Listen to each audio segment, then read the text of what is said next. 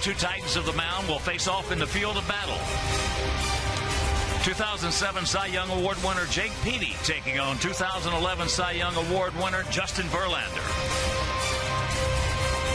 Two impressive resumes, but who will be left standing once the dust settles? Well, we'll find out next.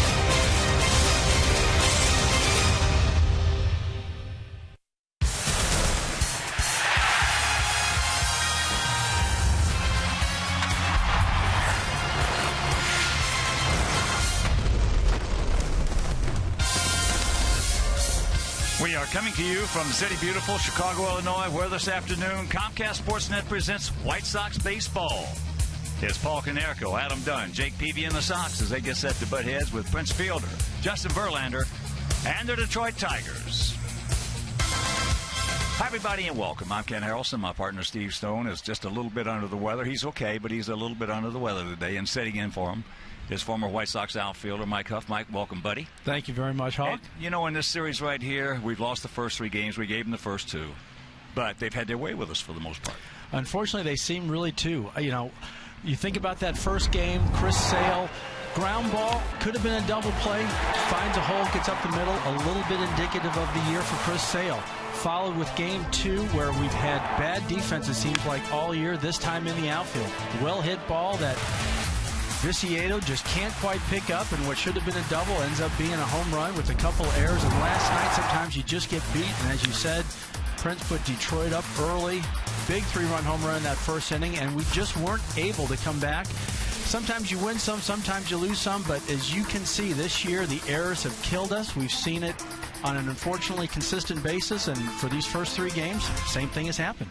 And what a pitching matchup today, Peavy against Verlander. Well, I'll tell you what, this is one that people should be paying money to come out here and see. You think about Justin Verlander, what we were able to do to him last time out with 12 hits, 5 earned runs. I know you remember well Viciedo, not one but two. You think about Adam Dunn and his beautiful swing. Hopefully our guys remember that and take that into today's game.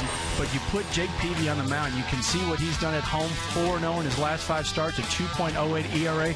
My guess is there are about 29 professional scouts in the seats watching him. At least. All right, you know, the last time the Tigers swept a 4-game series against us was 33 years ago, so let's just cut that out. Sit back, relax, and strap it down. White Sox baseball coming your way.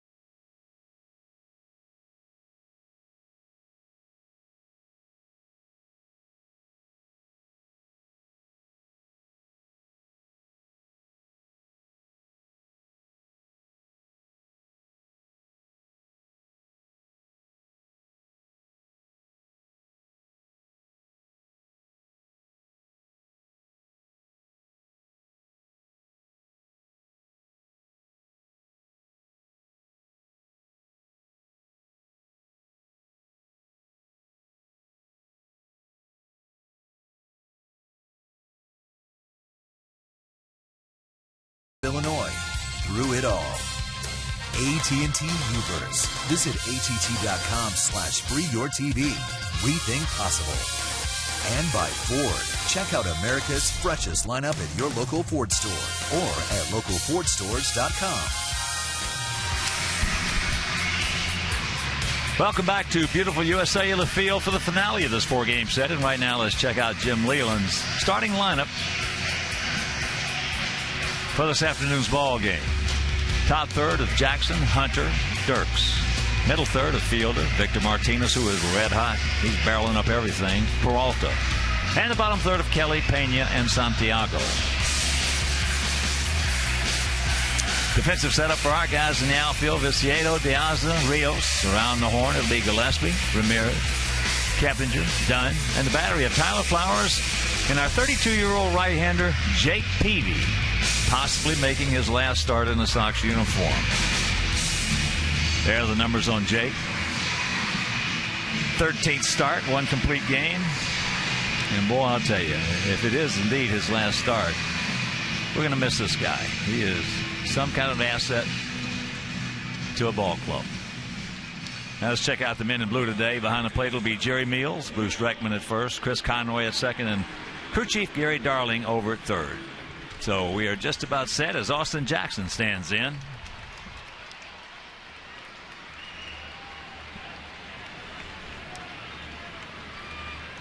And the first pitch of the ball game. Fouls that one back. That one at 89. Jackson hitting at 272, 6 homers, 25 driven in. He's 4 for 15 in this series with a homer. And there's a strike on the corner. So very quickly the count 0-2. Tigers come in hitting at 280 as a ball club, but it's just not 280. It's a hard 280, Mike. Well, it sure is. And if Jake can get that slider in that location, I think he's going to have a lot of success today. Then it'll be a soft 280. That one foul back. Well, there's an abundance of scouts that are sitting down below us just to look at Jake Peavy today. Well, you talked about him at the opening. What an asset to this ball club. Reminds me a lot of the old Jack McDowell that I played with in those early 90s. Tenacity, get in your face, get the teammates riled. That's right. Be the first one on the top step if one of our hitters got knocked. A little soft pop-up caught by Keppinger. Well, we talked about hitting 280, but as I said, there's all kinds of ways to hit 280. But this one's a hard one. That's first. Hits, 991 first. First in runs per game. Tied for first in on-base percentage. Second, average with RISP. Slugging percentage third at 435.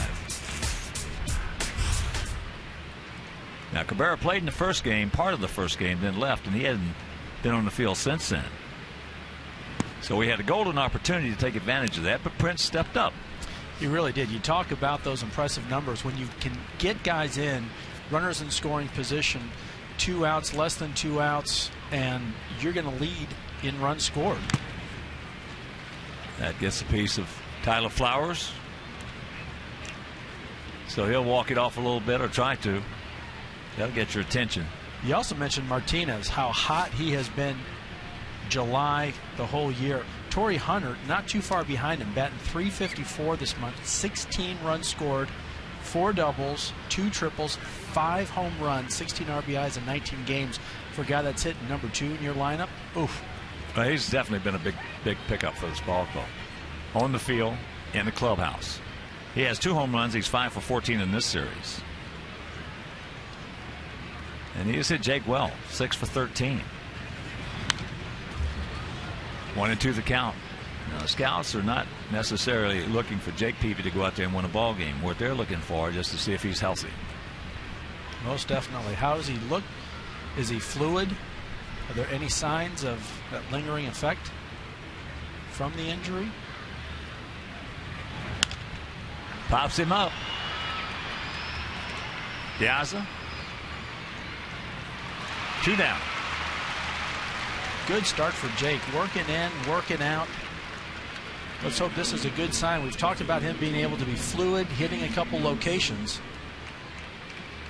So far looking pretty good out there. Well, Steve and I talked about it yesterday and the day before, of all the available starters out there. And things are changing on a daily basis as far as the need for so many other teams to get another starter, including Atlanta with Hudson going down last night. His first pitch strike.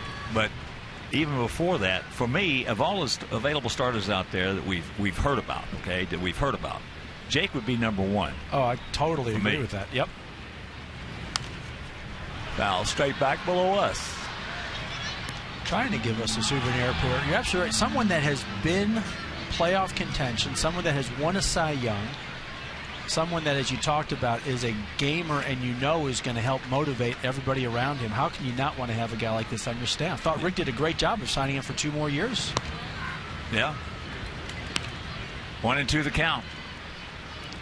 Knowing you had so many young pitchers that were really stepping up, coming out of the bullpen, becoming starters, to have he and Chris Sale a strong right-left 1-2 punch.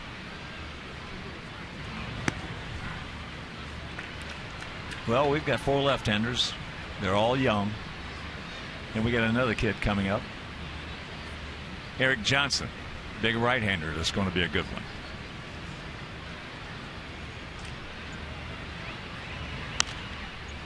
And that's the souvenir box. So the count hangs at 2 balls, 2 strikes. And once again, if you're just tuning in, my partner Steve Stone is a little bit under the weather. He's okay, but he's not feeling well.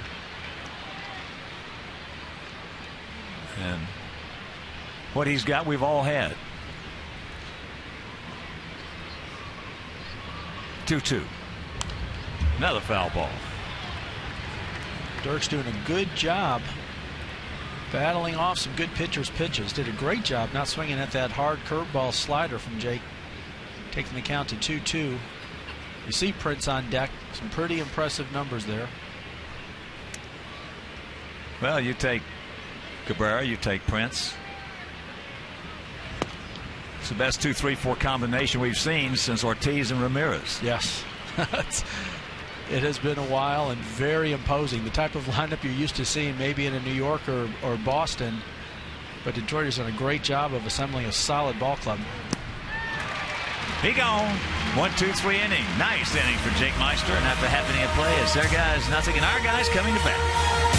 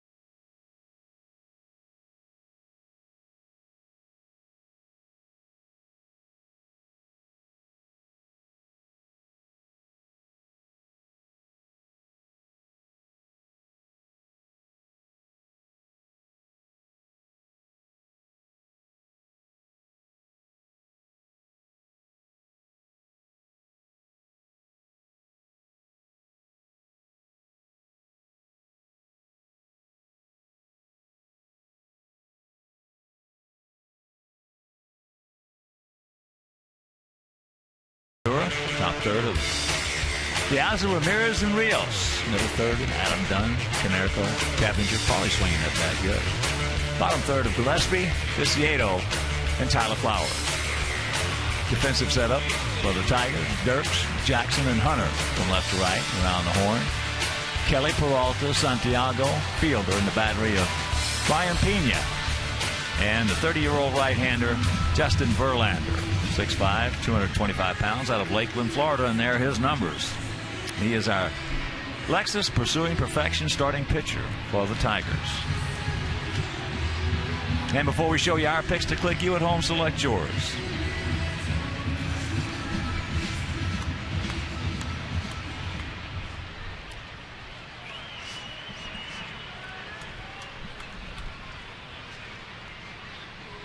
And the first pitch, taken for a strike. Alejandro hitting at 280, 12 homers, 44 knocked in. We're wearing these 83 replica uniforms today because it's a day game, but I was under the impression it was just Sundays. But no, it's day games. Another strike. Dowdy in that outside corner. Not sure what the record has been on Sundays, but if it's at all over 500, I'd be wearing these every day I could. You know, we talked about it before. In 83, our guys did not like these uniforms. We started off 14-26. They didn't like them. Then we hit that hot streak later on in the season. They started loving those uniforms. Nothing like a couple W's to change the mindset of a ball player. That's in the right field. They got a man there. One out. So that'll bring up Ramirez, hitting at 280. A homer, he's driven in 24. Alexei, 1 for 13 in the series. Verlander, 62 games over at 134 and 72. 0-1 against us this year and 14-11 lifetime.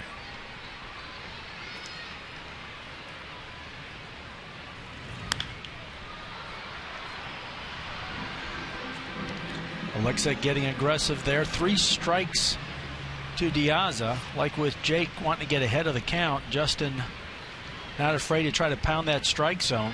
It's his 14th start here at U.S. Cellular Field, and I like seeing a 5-6 record. Hopefully keep tipping that in the loss side, make it 5-7. Going away. Yeah, if you're just tuning in, Mike Huff sitting in for Steve today. Mike was with us in 91, 92, and 93. Good outfielder, Michael Huff. Good in the clubhouse. Good teammate. Also played with Toronto and the Dodgers.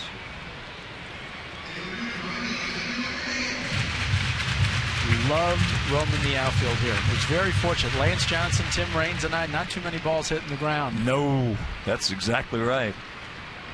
Yeah, that's pretty good outfield right there. 1-2 pitch. In the hole, base hit.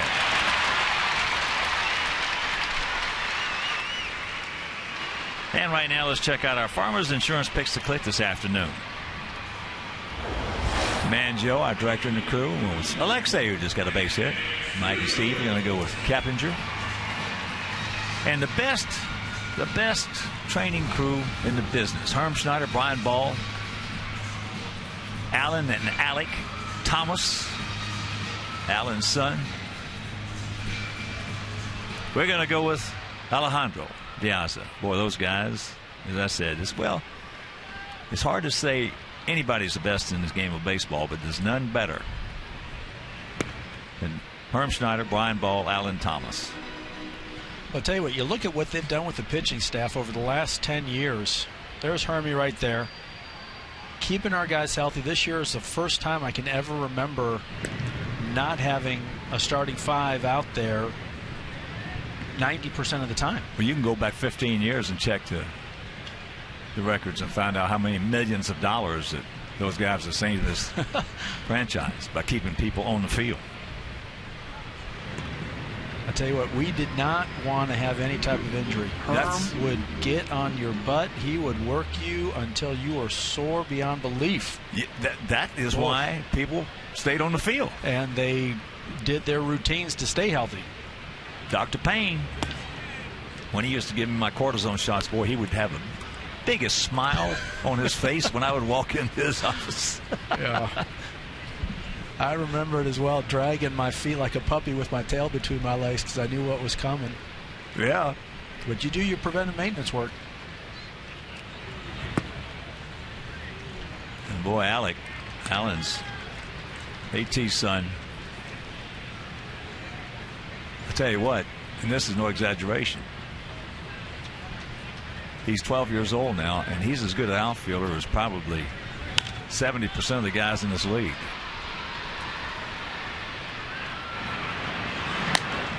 Kelly makes the play. 2 down. He's going to be some kind of, well, he is some kind of athlete. He's going to be some kind of whatever he wants to do. Football, baseball, basketball. You ought to see him dribble, handle that ball. So here's Adam. 2 for 10 in the series, hitting at .210, 24 homers and 61 knocked in against Verlander. 4 for 23. And of the 4 hits, 1 of them stayed in the park.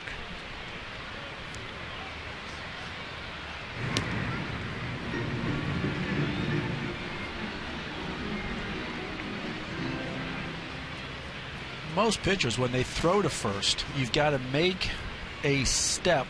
Justin pretty much a little bit like Jesse Crane, a very short step. Even closer. Ramirez, 20 stolen bases. He and Alex, 2021, are going to put pressure. They've not been afraid to run this year. They've had great success, so you can tell even with 2 outs, you don't want to let that runner get in a scoring position, because then any type of base hit's going to score him. There he goes. Pena, he's safe. Well, Verlander has a real good move for a right-hander to first base. But you never know when he's going to throw because he never looks over there. Yep. He's either going to get the sign from the catcher or he'll just go over there. So if you're Prince Fielder, you got to be on your toes. Well, and he picks up his knee pretty high. He doesn't really, I don't ever recall him really doing a slide step, which would give your catcher a chance. Not a bad throw, just on the wrong side of the base, but as a catcher, you've got to hustle knowing what a great jump Ramirez had.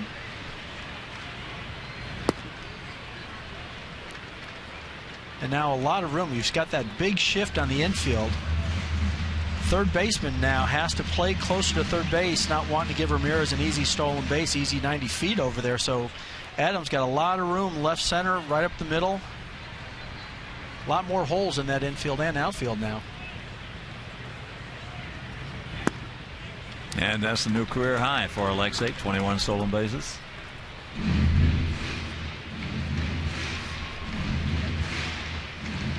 You can tell Alexei came in with a little bit different mindset this year. He hasn't had the home run numbers, but he's been able to drive the ball, get more doubles, and clearly focusing on his base running. And there's ball 4. That'll bring up Paulie. As I mentioned, Paulie's been swinging that bat well. 2 for 6 with a couple of RBIs in this series.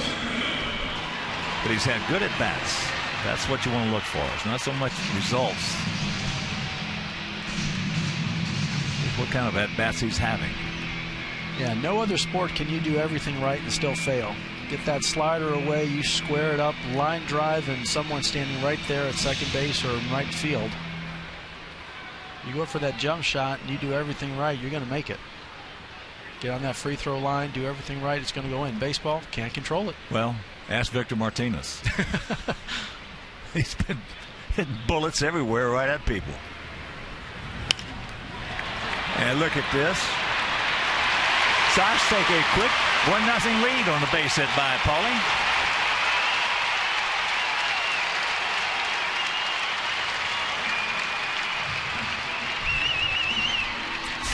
Well, you don't have to hit it hard. We've talked about sometimes luck doesn't go your way. Good hard fastball up and in. Paulie with a good swing is able to get just enough of it to get it over the shortstop's head in front of center fielder Jackson. RBI. We talked about how even with 2 outs, you can get a guy in scoring position. A lot of good things can happen, and there's a great example of it. Sometimes you need one of those, Hawk, to get it going, don't you? Hitting it hard, they're outs, and all of a sudden, a little duck snort, and next thing you know, you got a 10-game hitting streak. Keppinger. Yeah, that has been a somewhat familiar formula of the past. Keppinger, 4 for 10 lifetime. Off Verlander, but 1 for 11 in the series. As that's in the right field, and that's going to fall for a base hit. And it gets by Hunter. So Paulie is now going to be waved around. They got a shot with a good throw.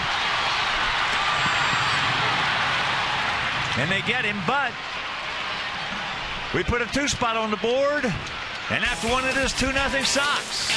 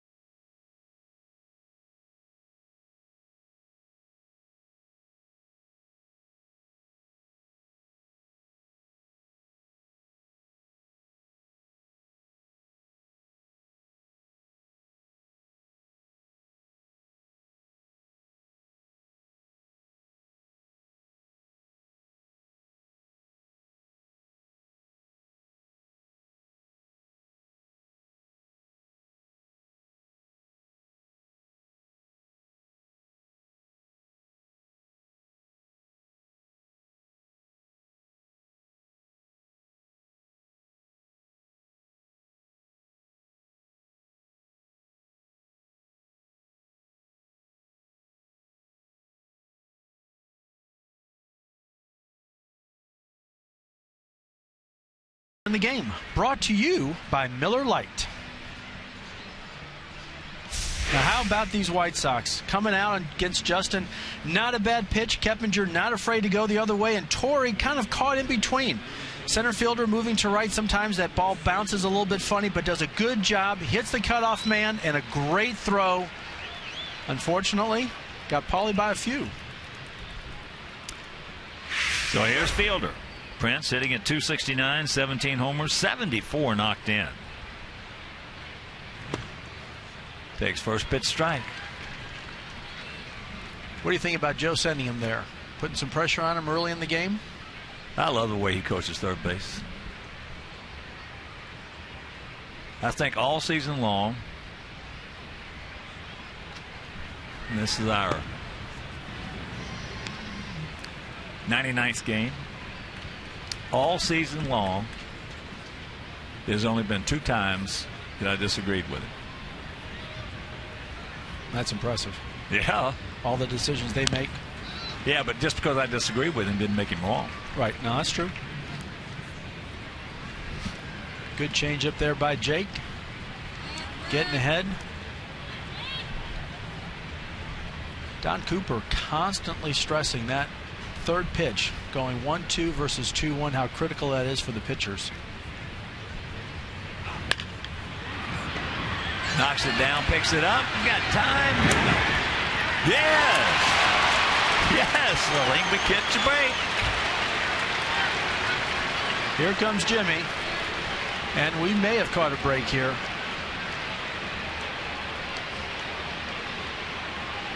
Prince did a pretty good job here with 2 strikes, just trying to make contact.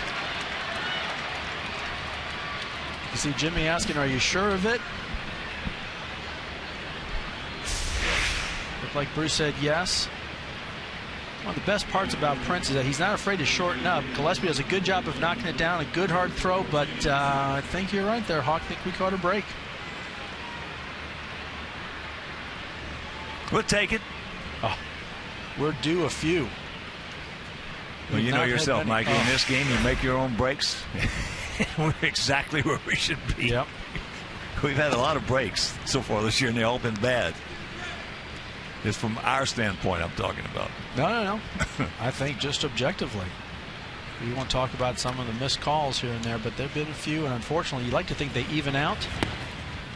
This year doesn't really feel like it, and again, when a team struggles, it just seems like that continues to happen.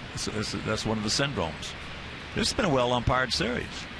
Yes, it has. We cannot blame where we're at, being 20 games under, We cannot blame the umpires this year. I'd love to. You know me. I'd love to, but we can't do it. I have been proud watching you this year. I have been, I have to admit, because there's been more than a few that are questionable. Jake doing another good job of hitting a spot and getting ahead 1-2. Putting himself in a good position to throw a changeup, throw a slider, in, out, up, and down.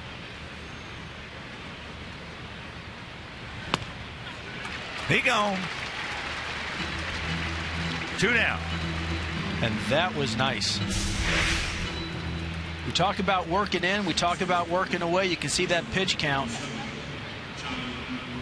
Jake knows how to come off the plate, and that ball had a little bit of run.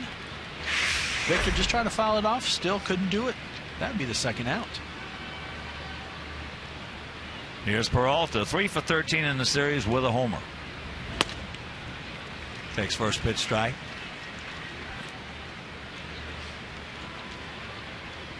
And Jake to this point looking pretty free and easy. Not bad numbers for a shortstop. 302, 948. The best number he's got going for him is only 4 errors. I tell you what, we talk about our woes this year. Last year, we know Detroit struggled defensively. It is amazing how much confidence you can give your pitching and your hitters. Fouls that one off. Good slider by Jake. When you only give them 27 outs, don't give them any more. Game's hard enough giving them 27 outs to win. Well, the way we run the bases this year, the way we play defense and everything else, Steve and I figured out we're probably playing with 23, 24 outs and giving the other team 27, 28, 29. Mm-hmm. You're going to lose a lot of ball games with those numbers. At any level, let alone the major leagues. 2 out, 2 balls, 2 strikes.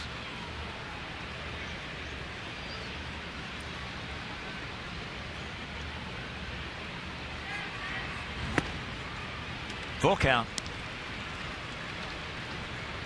Try to have that tailing fastball come in on the hands. Didn't quite happen. Jake so far faced the minimum batters. Nice pick. Tough hop. Tough hop. Played it nicely. Meanwhile, 1, 2, 3 inning. That's 6 in a row retired by Jake, and he leads it 2-0.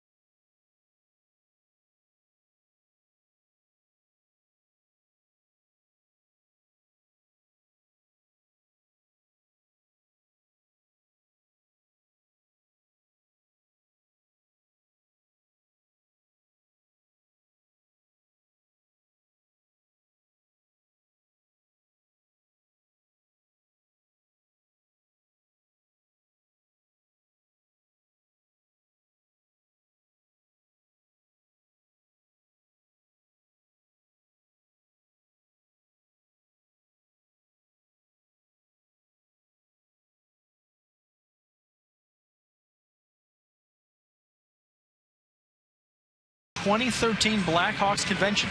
See the Hawks' biggest stars hoist the cup for Chicago as the team reunites in front of their biggest fans. We'll have all the action live tomorrow night at 5 on Comcast Sportsnet and streaming live on csnchicago.com. And how much fun was that, Hawk, watching those boys? From the first game of the season to the last game of the season. Great start and a great finish, wasn't it? I'll tell you what, it's I can't remember a more exciting hockey season than we just witnessed. Gillespie hitting at .249, 8 homers, 24 knocked in. Takes first pitch strike.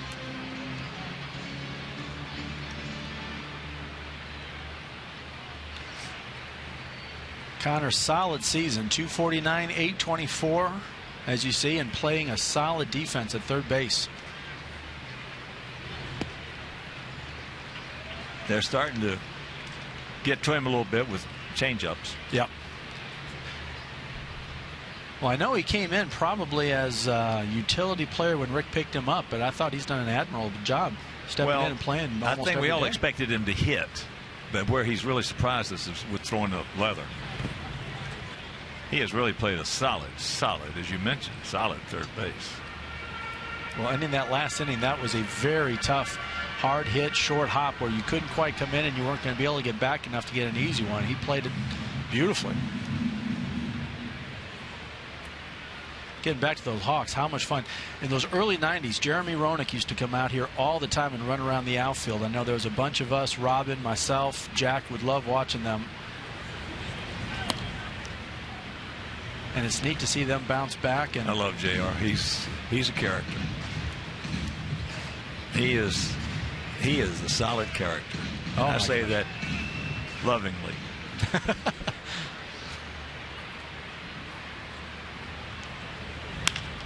That ball hit into left field, deep. Dirk's back. Stretch! Off the wall. So Gillespie will start it off. That's his 10th two-bagger. When you got a guy like Justin Verlander throwing, he's going to provide a lot of power. If you can just get the barrel on it, whether it's inside or outside, the ball's going to jump. You talked about, no doubts this kid had some talent hitting. Hard fastball right on the outside corner, does everything right. Dirks makes a good attempt, long run, just short of going out. And we got a man on second with nobody out now. Let's see if we can get him over and get him in. Tank 4 for 10 in the series with a couple of home runs. Breaking ball low and away.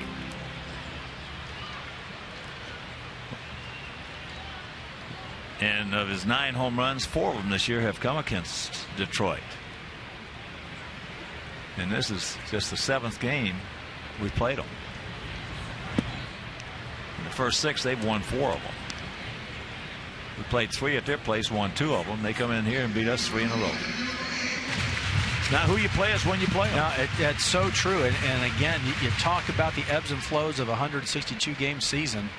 Everyone's going to win a few, lose a few, but you're hoping you're playing your best when you're against your division and against the teams in front of you in your division.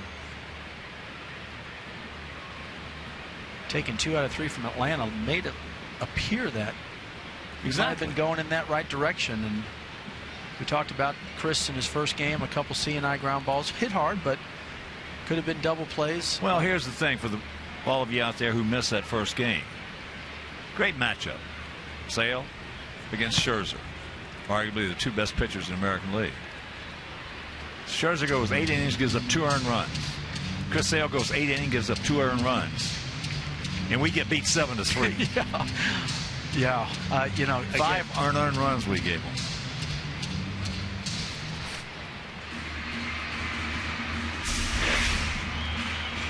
You see where Justin has started. You see where catcher is setting up. Probably called for a slider, and here comes a fastball. Had to come out and talk to Justin and say, all right, what's our indicator? We going up, we going down. Let's make sure we're on the same page, because I almost whiffed on that and smoked the umpire. Well, that was a heck of a catch by a painter. Yeah. Last minute stab with some tweezers. And 3-1 to count. Guy most happy was Jerry Meals, the umpire behind home plate, because that would have definitely left a mark.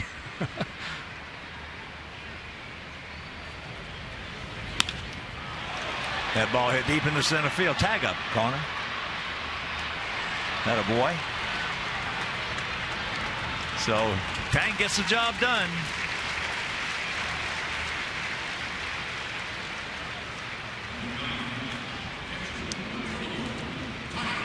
And great seats are still available for the season. Prices have been greatly reduced for all games, and the schedule is full of great matchups, promotional nights, and post-game fireworks. Tickets for all remaining Monday through Saturday games start as low as $7, and Sundays start at $5.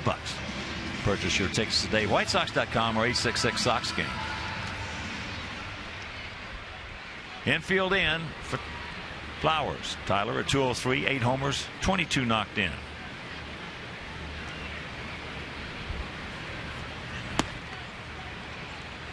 Threw that one right by him at 97. Tyler has faced Verlander 7 times, has 2 hits. One of them was a homer. Well, stepping into the batter's box, you're looking for something up in the zone. You want to get something into the outfield to get that run in. 97, though, that's tough to catch up to. Upstairs, yep. And then that looked like a 90-mile-an-hour slider, and that's just not fair. I tell you what, as a hitter, you might be looking outer half, and you can see a little bit of movement on this. Look at that great location. The Menards pitch track. Oof.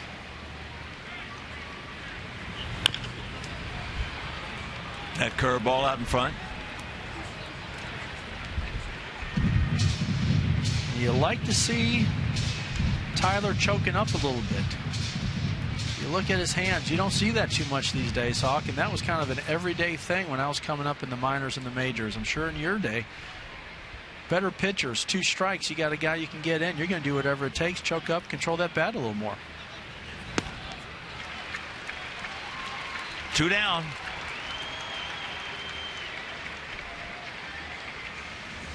Even choking up, that was just a nasty pitch. Again, as you look at Bernard's pitch track, 90-mile-an-hour ball with movement just off the plate. That's going to get a lot of guys out, whether you're hitting 9th or hitting 3rd. Well, that's a workover right there. Yeah. He just worked him over. So now it's up to Alejandro. Your pick to click, the right man, the right spot. Don't leave Connor out there. You can see. That one at 97. Verlander, one of those guys, very reminiscent of Bartolo Colon. When he first came into the league, Bartolo go out there, first 3 or 4 innings, throwing 92, 93. Get to the middle 3, and he's throwing 95, 96. Get to the last 3, he's throwing 98, 99, 100, 101. With great pinpoint location.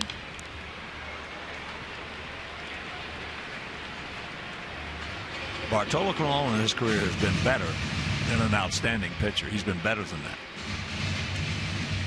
Won the Cy Young Award.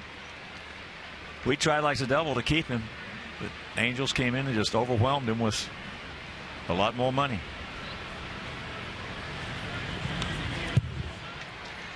Well, and that guy out in right field, too, Alejandro, doing a good job of fighting that one off. Torrey Hunter, I remember him up in Minnesota, was one of those guys that you could just tell you would do anything to play with. And when he became available, I know Kenny went after him. Just big time.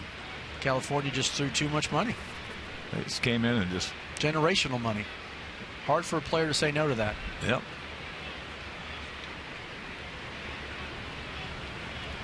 The 0-2 pitch. So once again, we have a man at third, less than 2 out. Cannot get him in, but we lead it 2-0.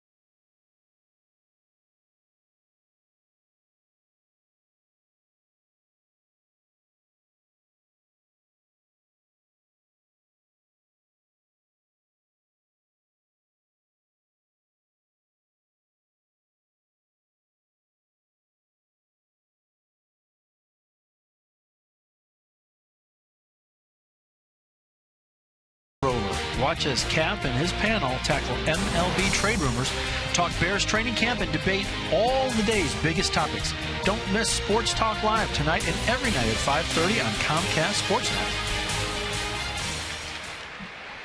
Lower third of their order. Jake has retired the first 6, and there's the strike. Don Kelly. Kelly hitting at .242, 4 homers, 14 knocked in. 2-4-0 for our guys. No runs, no hits, and 1 error for their guys. 0-2 the count.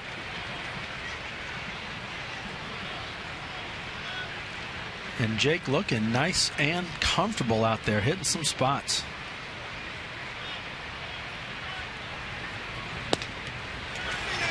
He gone. That didn't take long. And that's just nasty. That's hitting a corner, hitting a low corner, and hitting another low corner. Good morning, good afternoon, and good night. As I hear you walk back to the dugout like, really? Really? Come on.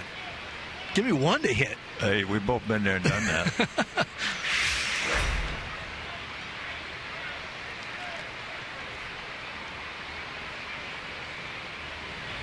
Pena. I remember Denny McClain. With the year he won 31, we're playing them in Fenway, the Tigers. Had the bases loaded, nobody out. There was a walk, a couple errors. And he's got Dalton Jones, Yastrzemski, and myself coming up. And all of us are swinging the bat good.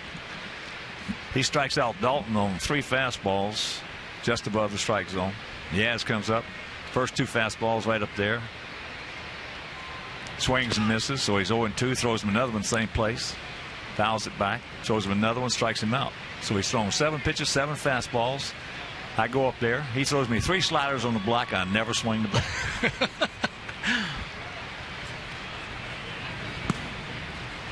That's what you call advanced scouting. Oh, Don't boy. throw Hawk a high fastball because he will tallywhack it. When I go out to right field, McClain comes to the top step in the dugout, and he's holding his arms out like this, like, well, aren't you going to say something? So I just took my cap off and tipped it. So there's a walk. That's the first base runner. And that'll bring up Ramon Santiago. A couple close ones there for Jake. Didn't quite get the calls. And while we have a moment, congratulations, shout out from our Sox to Mr. Mark Yates and his wife Melinda, who will be attending the game as a gift celebrating his retirement after 38 years in education. 38 years. Mark is a lifelong diehard Sox fan. Recently retired as the principal of Westville High School in Westville, Indiana. So congratulations, Mark Yates and his wife Melinda. Have a nice retirement. Congratulations. That's outstanding. Think about the lives that man has impacted. Yep. 38 years. Well, now, how long have you been in the game now, Hawk? 54. This is my 54th. All the parts of 7 decades. Started in 1959. Ever have any inclination it would go the way it has? No. There he goes. They're going to get him. And him. Nice double play. And that'll retire the side. Go to the bottom of the 3rd, leading 2-0.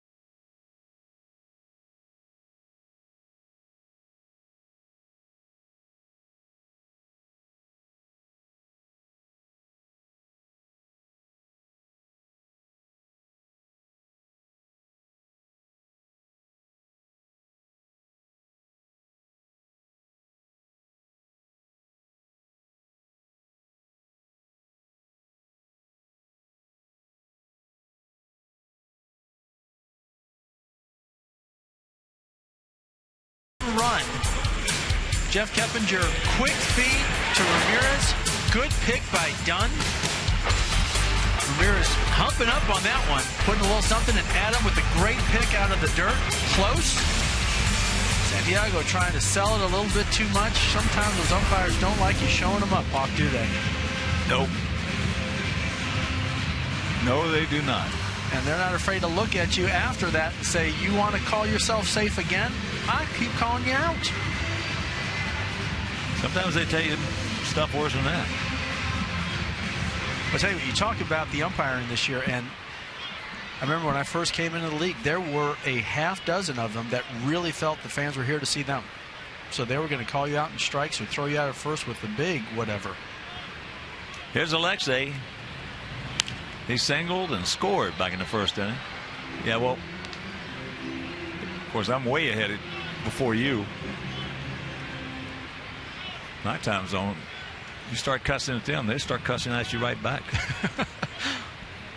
They can't do that today, but that's today. Good job by Alexei laying off that big curveball.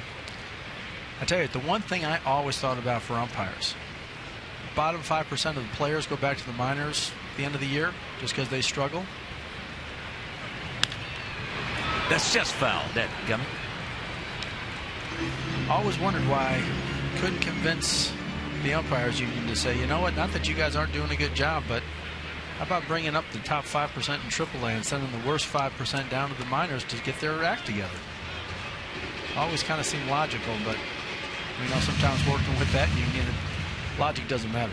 Well, when I played, today it's a rotation basis, but when I played, the players, managers, and coaches rated the umpires. And what would happen, they didn't have playoffs except for the World Series. Right. And the top 6 in ratings would go to the World Series. Today it's a rotation basis. Well, divisional, ACLS, and then the World Series. And I think it should be on a merit-based? Oh, yeah. Oh, yeah. Because we got our best players in the All-Star game, and that's on a rotation basis. We got our best players and teams in the playoffs and the World Series, and that's on a rotation basis.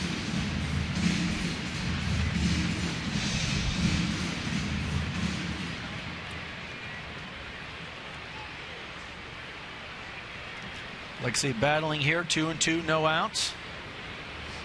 Bottom of the third.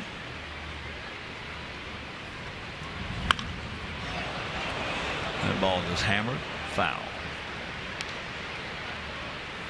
One of those change-ups that kind of tailed in, didn't quite drop. It's hard when you're looking for 97 to keep those hands inside and keep an inside change-up fair when it's coming in at 80. Can't do it. It's tough to do. People behind the dugout, watch out. People in the dugout, watch out. That ball hit sharply. Peralta backhand right over the top. So that is 1 out. And you can watch the game in luxury from behind home plate in the Gold Coast Tickets Club here at US Cellular Field. Gold Coast Tickets. You've got a guy. That guy. Seth Sharon. And all the good folks at Gold Coast Tickets. And that really is a great place to watch the game. It's probably just about as good as it gets. Yeah. And I think they used to put the, no offense to the media, no offense to the press, but right behind home plate, great food, great accommodations.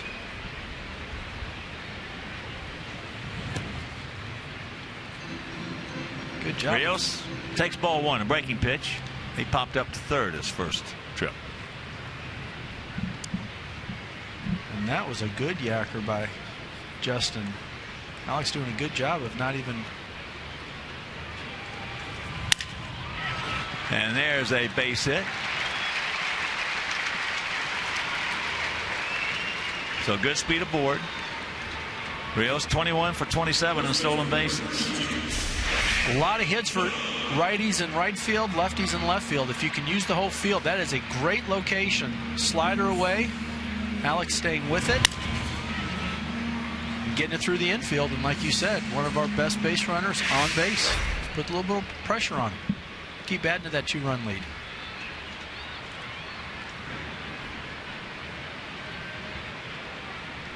And Justin knowing that as well. Quick throw to first. Adam walked and scored back in the first inning.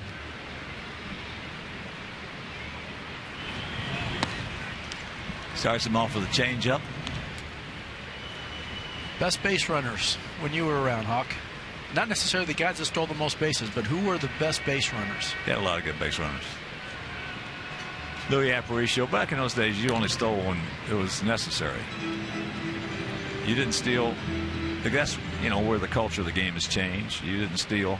That was not something you were going to do when the score was 7-1. Was St. Louis the first team, St. Louis, Kansas City, to really start to go that route of just a true base stealing? Let's put pressure on them. Kurt Floods, Lou Brock? Not in my time zone. Okay. Nobody did it, because if you did, you were going to get drilled. Really? Oh yeah. Oh sure. Well, I remember the stories about Hank Aaron being incredible base runner, but as you said, only stealing when you absolutely had to. Now the changeup right there. That one for a strike in the count, 1-1. Well, Don Drysdale, God rest his soul, his birthday was yesterday.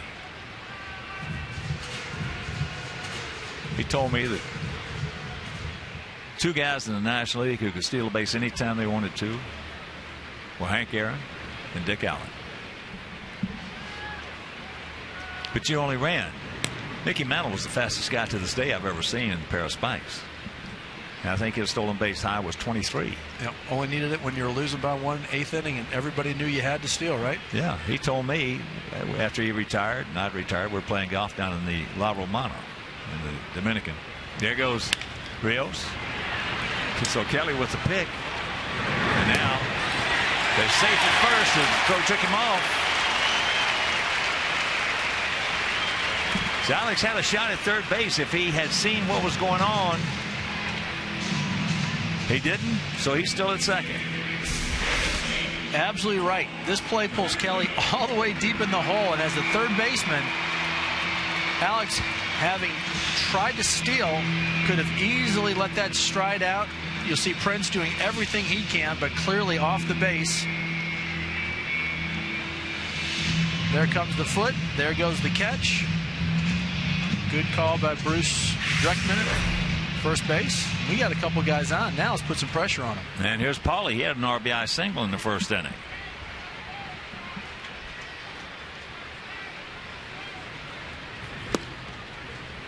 But Mickey told me, we were down there having a beer and sitting at the bar and watching a baseball game after the round of golf, and he said, you know, Hawk, he said, if they would have paid me for stealing bases, he said, I'd have stole 100, 150 a year. That's how fast he was. Oh, it's unbelievable. My idol.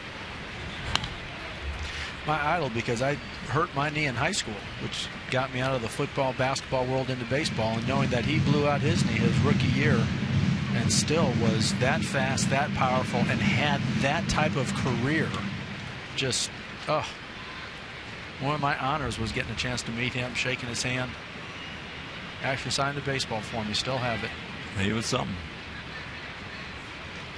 2 on, 1 out, 1-1. Big pitch right here. And a good take by Paulie. Advantage Konerko. Professional hitter, professional pitcher. This is a great at bat.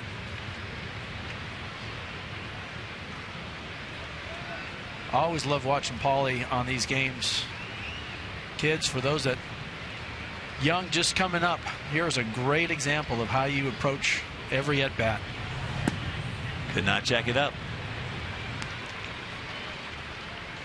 And there was an example of a terrific pitch. Yeah. Going from night games to day games, sometimes you can't quite pick up the rotation. That ball starting in the zone almost till about the last 5 feet and dropping out. If you can't quite pick up the rotation right away, it's going to be awfully tough not to swing at that one. Checks it up. They're going to go to second base. And the pick, and they turn it. So we have another opportunity. Can't do anything with it. We're used to that. And we'll go to the fourth.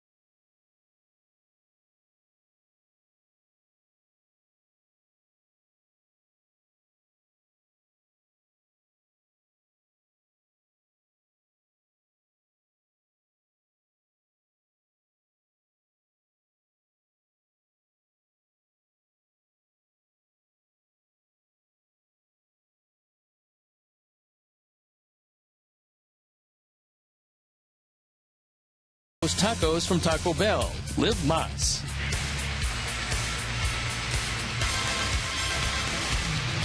Two nothing ball game here in the top of the fourth inning. It'll be the top of the order. Jackson, Hunter, and Dirks to face Jake Peavy.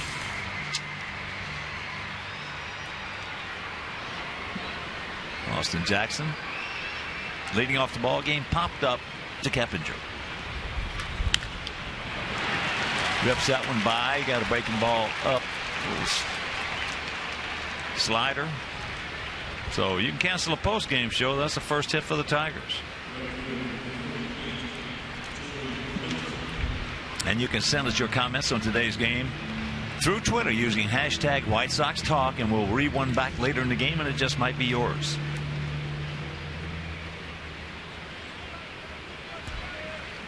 So here's Hunter. Coming into the series, Torrey was hitting .408 in the first 3 innings of games this year.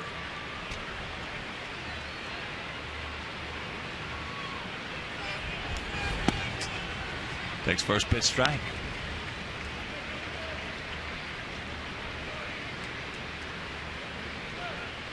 Torrey flied out to right in the first inning. Tough man to double up, and Jackson pretty good speed on first. Knowing how well Jake is pitching, could have a lot of things going on right now. And this is the 81st game that Torrey has played here at US Cellular Field. That is 4th. Behind Omar Vizquel, who played 91, Brandon Inge 84, Von Rodriguez 83. And he went past Johnny Damon, who had played 80.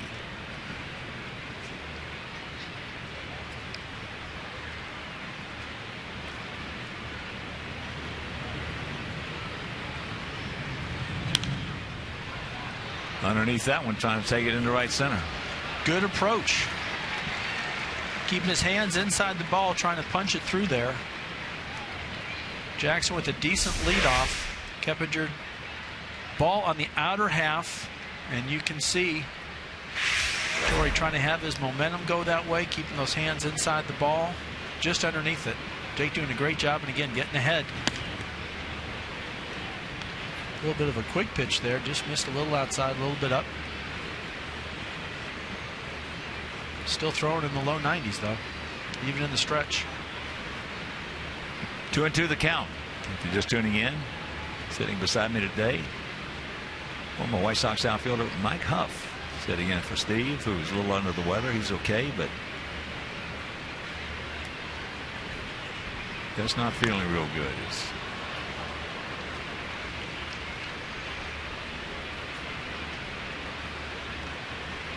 Hey, man, Joe, give Mike Larry down there a microphone, would you? So he can give his rendition of it. 2's on the board, no outs. Jake looking to roll up a double play here.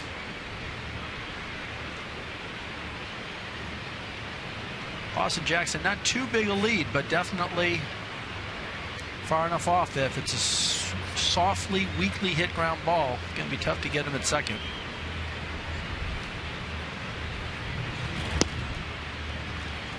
You got to make a pitch now, full count. Sure, Jake wants that one back. Tigers, 29 stolen bases, 43 attempts.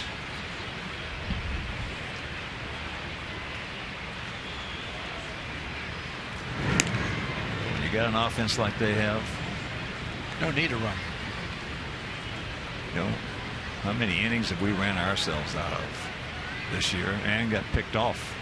Well, that, yeah, not even giving yourself a chance. That's even more frustrating. There he goes. That ball hit hard into center field. And we got ourselves a 2-2 tie. Third homer of the series for Hunter. 10th on the season.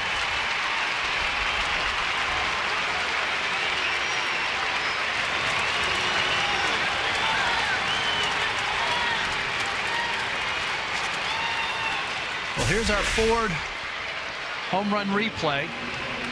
Torrey Hunter not missing this. Jake Peavy clearly not wanting to walk anybody. Torrey right on it, good extension, and that ball just clears center field, but it was definitely well hit. Unfortunately, we are all tied at 2. Yeah, he just absolutely kowtowed that one. Dirks struck out on a changeup.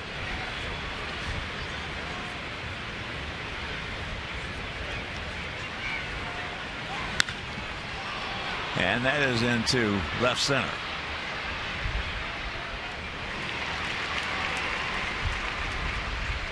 So 1 out. That'll bring up Prince. Yeah, first out of the inning there. Got in on those hands just a little bit.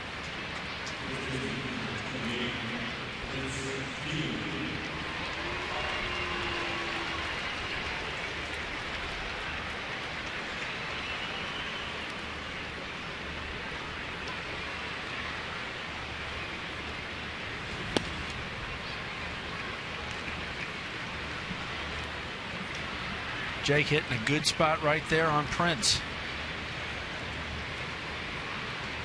Hard and in under his hands. That's where you got to pitch he and Cabrera. Watch out. All good hitters.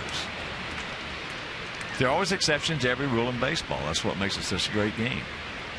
The 99% of all good hitters, the better they're swinging the bat, the more you have to pitch them inside. Well, and Prince was guessing in on that one.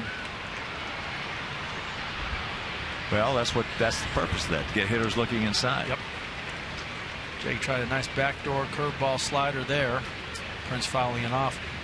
You can get guys looking inside, that widens the plate out for you. Mm-hmm.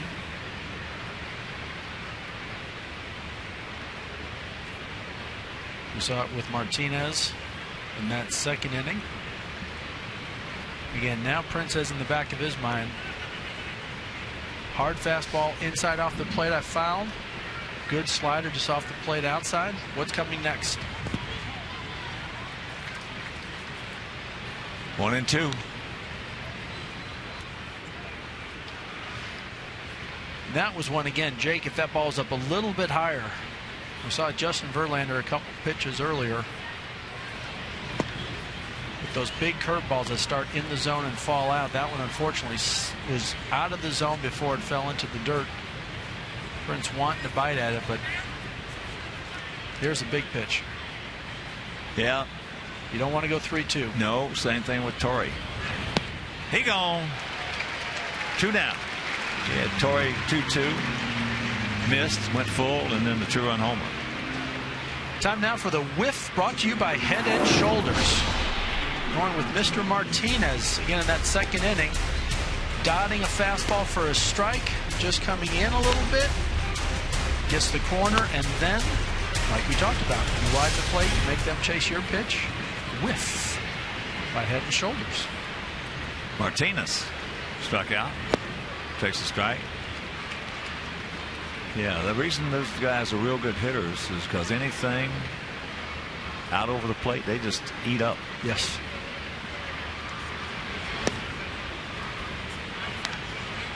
Martinez, Prince, even Cabrera, for bigger guys, aggressive hitters, but not overly aggressive. Smart hitters. Yes. Smart hitters. Pitchers, it used to be not funny. It was interesting to watch young pitchers who had never pitched at Fenway Park, that green monster out there. They try to stay away, and they get their brains beat out. The only way you can win at short porches like this one or Fenway Park, you got to pitch in. Now that's the easy part, because today you only get about maybe 15% of the umpires will call the inside strike.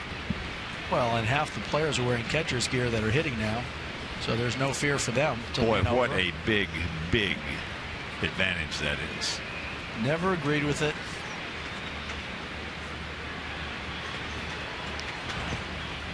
You think of the guys like Don Baylor that just go ahead. Do you remember when the first one was that started really wearing that? The elbow or the shin guard? No. No. I didn't like it when it first started. I agree. But right here, 3-2 pitch to Victor.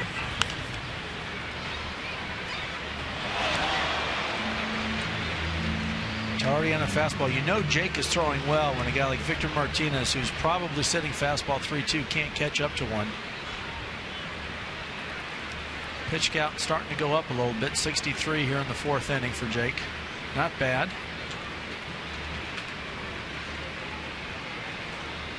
Once again, the payoff. And once again, almost in exactly maybe 8 feet away from where the previous foul ball went. As a hitter, now that you've seen two, you think he's throwing another fastball? You think he may be coming back something else? You know, it's that old saying, don't look for something you can't handle. That's true. You saw in that pitch count, Jake, 23. This will be his 24th pitch this inning. Good job by Victor. He's in the swing mode. All right, now when you get in the swing mode, like he is right now, when a guy gets there, it doesn't have to be anything close to the middle. You look at the pitches this at bat. This will be the 9th. I don't know if the previous 8, 4 have been fouled off.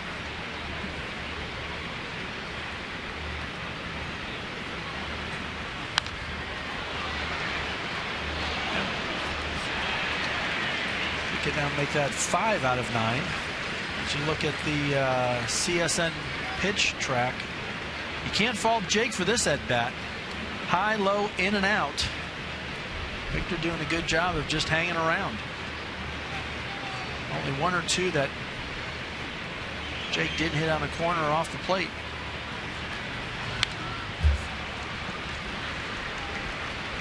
So an extended at bat. Well, and we've talked about it, I've heard you say it a lot. The more pitches a batter can see in an at bat, he keeps getting more and more comfortable and puts him more and more in that catbird seat. More pitches you say, the more dangerous you become.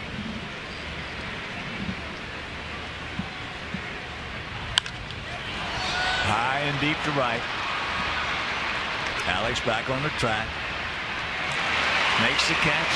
That'll retire the side. But a 2-run homer by Torrey Hunter, his 3rd of the series, and we're tied at 2.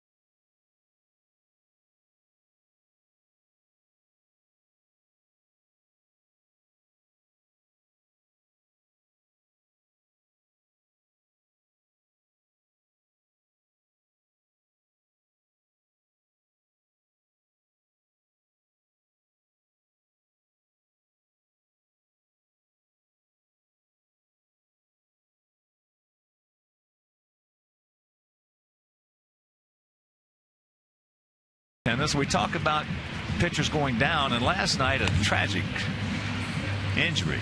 Well, Tim Hudson, one of the better pitchers on a staff in Atlanta that is outstanding.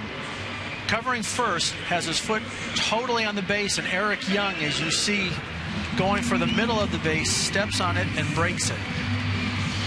Quickly turns around. Eric, a great guy coming back. But as you look, Tim Hudson, most of the pitchers take a nice banana route where they're coming more toward the line and then going up the line. Tim took a direct line to first, knowing the speedy Hudson overstepped when he tried to find the base, and unfortunately, instead of hitting the inside corner, had his foot on it and broken bone later.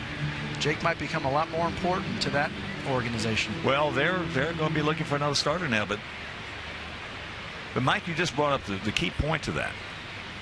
They're taught to do the little banana. Yep.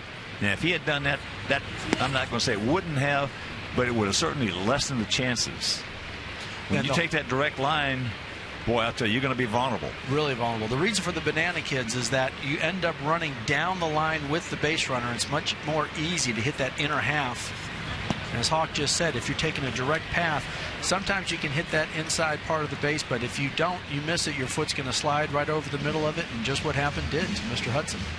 Well, I saw that this morning, and wow, that was absolutely vulgar. 1-2. Got a hanger right there. Top hand, low throw. That's a nice pick. So one out here in the bottom of the fourth in this 2-2 tie. That's the worst. That's the worst injury I've seen of a pitcher at first base. Oh, yeah. Well, and rarely do you see it. Like you said, most of the time when pitchers are covering first, it's a ground ball to first or second where they are taking that banana route. Surprising, as good as Tim is and as great a fielder as he is, to make that direct line and get himself vulnerable. Now, E.Y. Jr. stayed right there with him the whole time. I knew his father came up with the Dodgers as well. Big smile on his face, always a nice guy. Just like his son. His son had a good teacher. Connor, a double leading off the second. We couldn't get him home. Viciero got him over the third with one out with that deep fly in the center.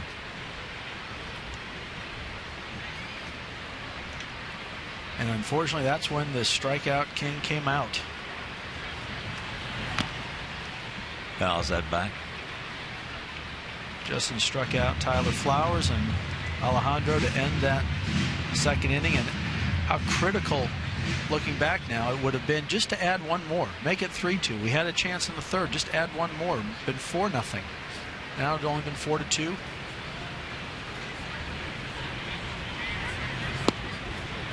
Change up, no.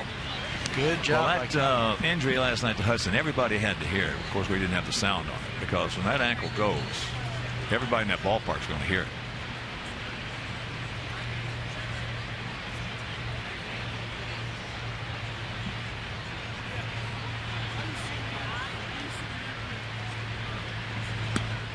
And there's the base on ball. So the one out walk. Second walk issued by Verlander. First one scored. You talk about Tim Hudson and what he means to that organization. Record, even though it's 8-7, 131 innings pitched, a very solid strikeout to walk ratio, sub-4 ERA, and for a guy that truly can lead by example, the guy that's been there, been through the wars, you miss someone like that in the clubhouse. They love him, and why not? He's a great guy, terrific competitor. He and Peavy right out of the same mold. Oh my gosh. Well, we didn't talk about his career stats, but when you're 205 and 111, you are doing something right. And he's 38 years old, so it's going to be a little tougher for him to come back from that thing than it is for a younger guy. I've always loved watching Tim Hudson pitch. I know he made a fan out of me in this ballpark right here when he was pitching with Oakland. Talk about a good young staff. Our guys drilled a couple of their hitters, and boy, he came flying up to the top step of that dugout, and he was screaming out, "I'm going to get 2 for every 1 you get." Right then, you know he was a good competitor. I remember McDowell doing that when I was here with the White Sox. I remember when I was with Cleveland for half a year, hit a triple off Kevin Brown back with Texas Day, slid into third base. All of the 2,500 people that were at the old Municipal Stadium. Viciedo, souvenir right side. Got a little excited, raised my hands as I got to third, not only because I got a triple off Kevin Brown, but we actually were only losing by one, and there was Nolan Ryan on the top step kind of saying the same thing, kind of yelling at me, "Hey, rookie, you better not show up my pitcher because I will be pitching tomorrow." Very quickly put my hands down, kind of looked at him, mouthed the words, "I'm very sorry. I have a wife and one young daughter. Please don't hurt me." Robin, we know, had some fun with Nolan as well. There's a chopper in to center field. And if Steve were sitting right there, he would say, Peralta, good hands, not much range. Not much range. Viciedo doing a good job on the slider away to get the barrel on it and hit it hard into the ground. Like you said, Peralta, if the ball's hit to him, he's going to make the play, but limited range, just goes below it. And again, we've got a guy on second base, scoring position. Third time in 5 innings. And Tyler struck out. He made some good pitches on Tyler. It just was not his at bat.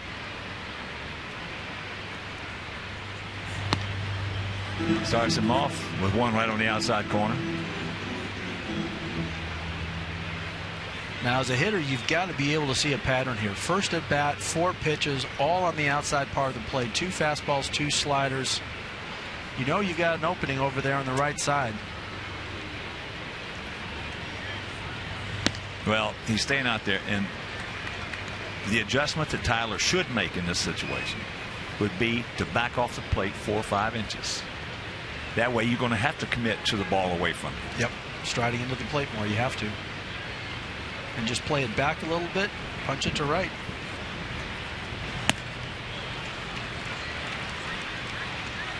.99 up out of the zone. I think you gave that example a little while ago. Awfully hard to get your hands on top of that pitch.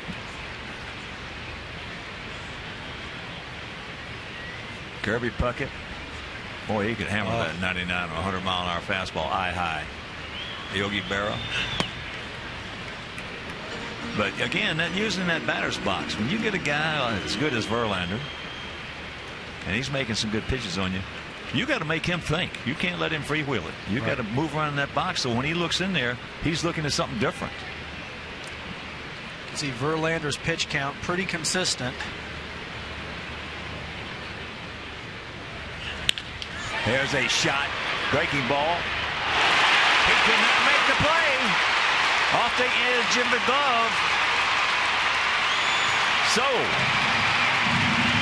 Gillespie scores. Sox lead at 3-2 on a bullet off the bat. A roller to Tyler, and he didn't miss it. Oh, you're absolutely right about this one. This ball was shot out of a cannon. We know how strong Tyler is. And this roller, inner half, Tyler does a great job coming right through it. Choking up just a little bit, and Dirks had a tough time reading this. Probably some white jerseys, white t-shirts. Got a little bit of sun and shade behind home plate here, and just misjudges it. Gillespie doing a good job scooting around. Viciedo at third. We've talked about how errors have cost us in the first couple games. Let's put it back on them a little bit. So here's Alejandro. He's 0 for 2, a fly out and a strikeout. Ducks on the pond, 1 out.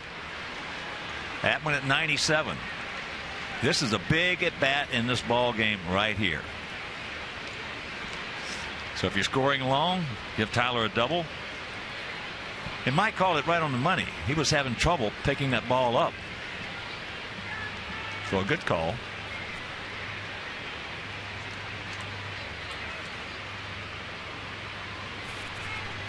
Come on, Alejandro. We need you right here, buddy. Corners in close. Second, short back. Outfield, short, swung around to the left.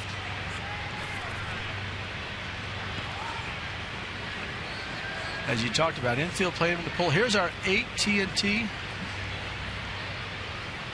Uvers will be coming up on the next pitch. But we've got the infield playing to pull. Pena having a little bit of difficulty. Justin, again, this is a good time for a catcher to go out to the pitcher and say, you know what, we may have been going off the first signal as the indicator first time around. Well, it's the fourth inning. Let's switch things up. Knowing it's only a one-run ball game, knowing you have two guys in scoring position, Pena really has to know, and Justin has to feel comfortable that if he throws that hard curveball in the dirt, Pena knows it's coming and he can knock it down. Going to our AT&T Uvers Multiview. Time now for the Multiview by AT&T. You can see Diaz, Flowers, Viciedo. And the 0-1 pitch. Drops a hook on him now. He's in the big hole, 0-2. Boy, Verlander made that mistake right there, and Tyler did not miss it. No. That was nice. Well, if he gets that ball up, it might go back on that concourse up there. Yeah. That's how hard it was hit.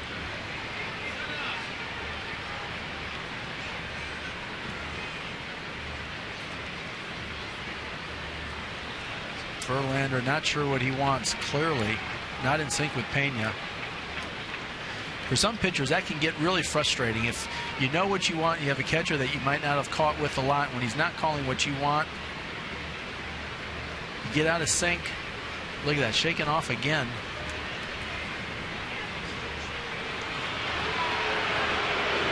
This is where a veteran pitcher just knows, hey, I know what I want to throw here. Just, you know what, here's the sequence I want. Bring back the wipes. Yep. I mean, veteran pitchers, let them call their own game. Well, you got PB and Verlander, let them call their own game. That way they can keep in a rhythm. The wipes. Managers today, I'll tell you, you get some managers today, they want to manage everything. Good job by Diaz. For those of you that don't know, the wipes pitchers used to in the old days, back when I played in the 90s when Hawk played. If the catcher gave them a curveball and they didn't want it, they would wipe up. That meant I'm going one high, which is a fastball. If they didn't want the curveball changeup, they would wipe down. Okay, here's the curveball. So the catcher only had to call one thing, but the pitcher could say, no, here's what I want. And that kept them in a rhythm. Yes. You have to stand out there for 30 seconds. And your middle infielders and your outfielders. Nothing more frustrating in the outfield is just standing, and waiting. Breaking ball, cues it foul right off the end of the bat.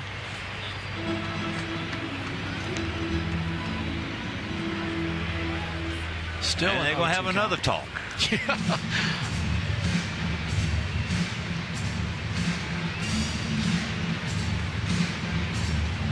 I'm sure for Pena, he's thinking, look, I don't want to make our ace upset, but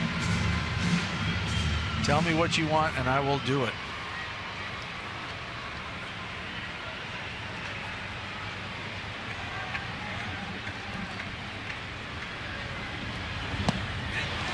Big strikeout. Big strikeout, 2 down. Well, Alejandro trying to protect with 2 outs. Again, here's that curveball that starts in the zone. So hard breaking. Such a great pitcher. Falls out of it. Diaz probably thinking no stride. Let me keep it short. Keep my hands back. Just a ground ball up the middle. And unfortunately, that one was not put in play. Second time now. Guy on third, less than 1 out. Justin comes up with the strikeout. And look at this. Alexi comes through. Jackson taking some time, getting rid of it. High throw. Verlander's there backing up. Now he's going to go to second base, but Alexi is back. 2 more across the plate. It's a 5-2 Sox lead. Yes!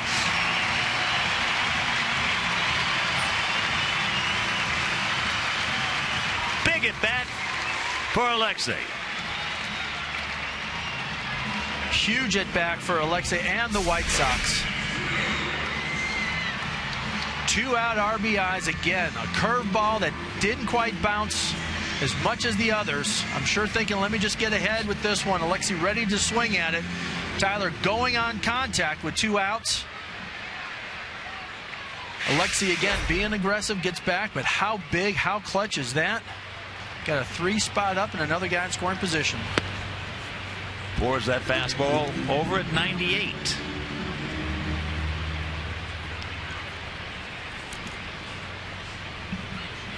Something we have not seen enough of this year, those big 2-out hits, keeping innings going. Alexi hitting the ball hard all 3 times. First inning, base hit to left. Second, good one hopper to short. That one, good line drive to center. Rios last at bat, base hit to right. And there's a base hit. Well, here comes Alexi. He's going to score. Rios comes up with his second hit, picks up his 49th RBI, and it's a 6-2 ball game.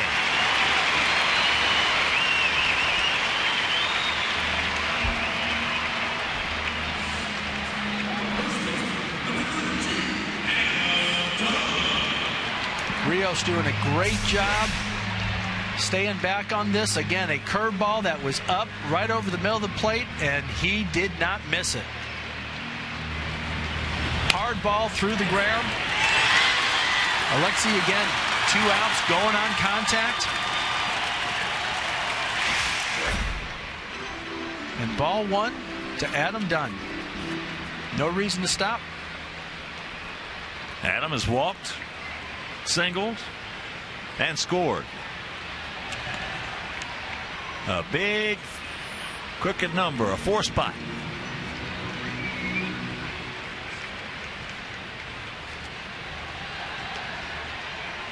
They got the shift on. Santiago out there in short right field. That was close to being in the left field bleachers right there. That was.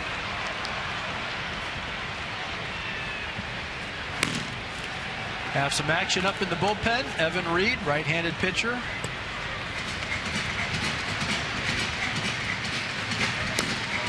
Warming up for Justin.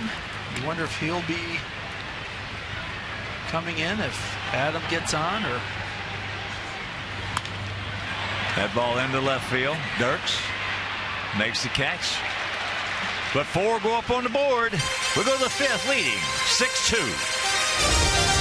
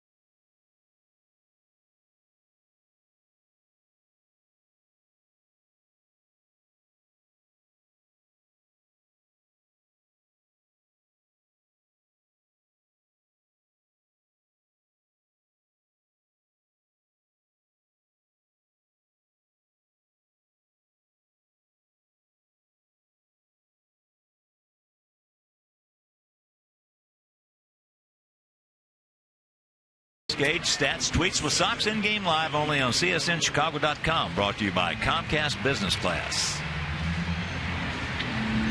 Top of the 5th inning. 6 runs, 10 hits, no errors for our guys. 2 runs, just 2 hits, 1 error for their guys.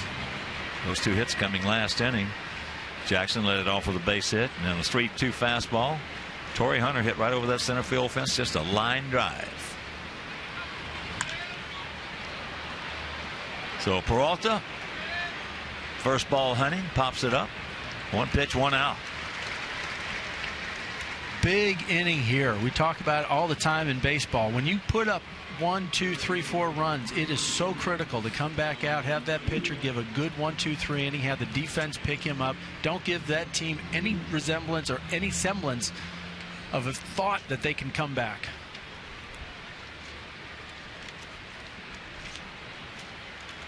Well, that's something that we have not been able to do, and it was not the fault of our pitching.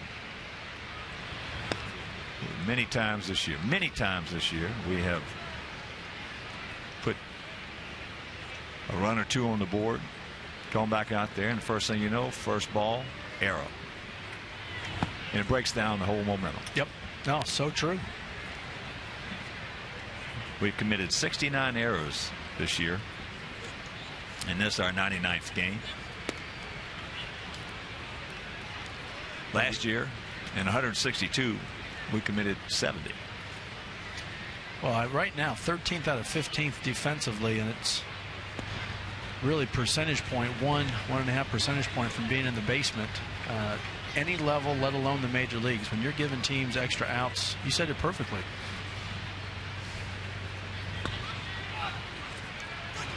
Didn't want to do that. No, just missing off the plate. You said it perfectly, though. The way we've been base running too many times this year, we're making games 24 outs, not 27. And the way we're playing defensively, we're giving them 29 versus 27. And you take those 5 outs one way or the other, and you're not going to win many of those games. You're going to lose. You are going to lose.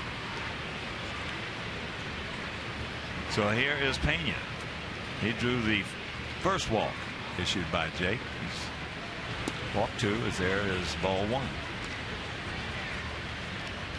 And that's a good pitch for Pena not to swing at that. Not sure if that was by design or just luck, but Jake looking for that double play. Good location. Pulled a string on him, had him way out in front. Jake is not throwing a lot of change-ups today for some reason. Hasn't really had to. He's been pinpointing that fastball. But he'll throw that slider, getting ahead of people, making them swing at his pitches, not really having to work too much. Struck out Dirks on the change. There he rushes that fastball up to 8 him up. 2 down. Pena, the 2 balls he has hit hard have been down in the zone.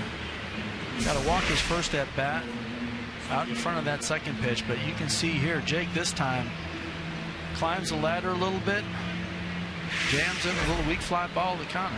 We got 2 outs. Here's Santiago. Hit into a 4-6-3 double play.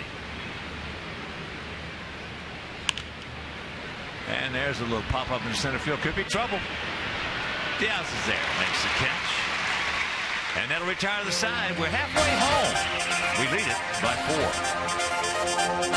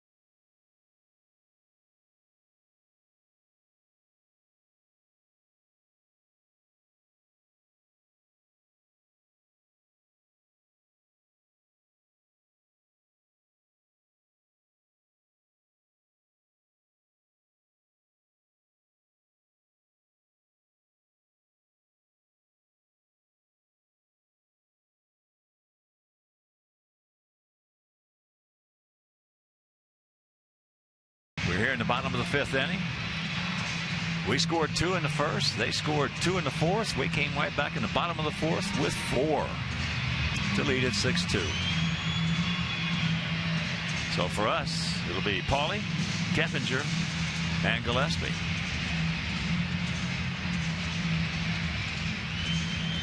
Paulie is 1 for 2, an RBI single in the first inning. That coming with 2 out.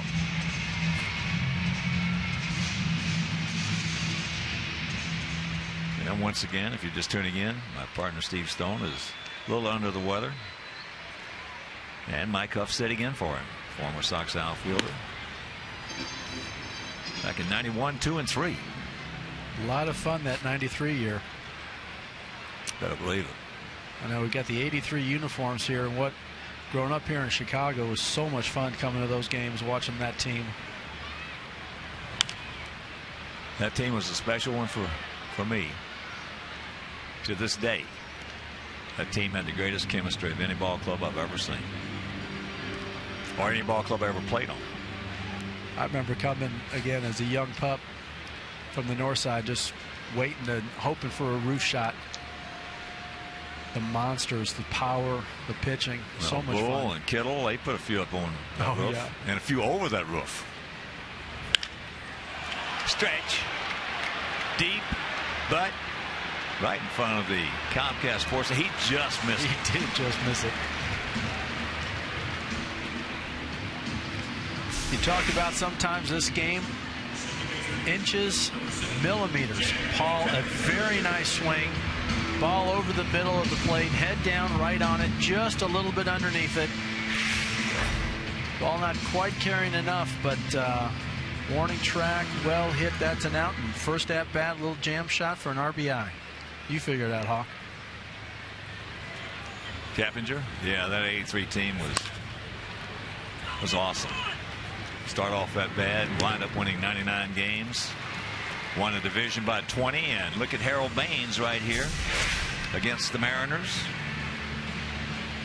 Julio Cruz. Julio. Juice coming across the dish, arms in the air.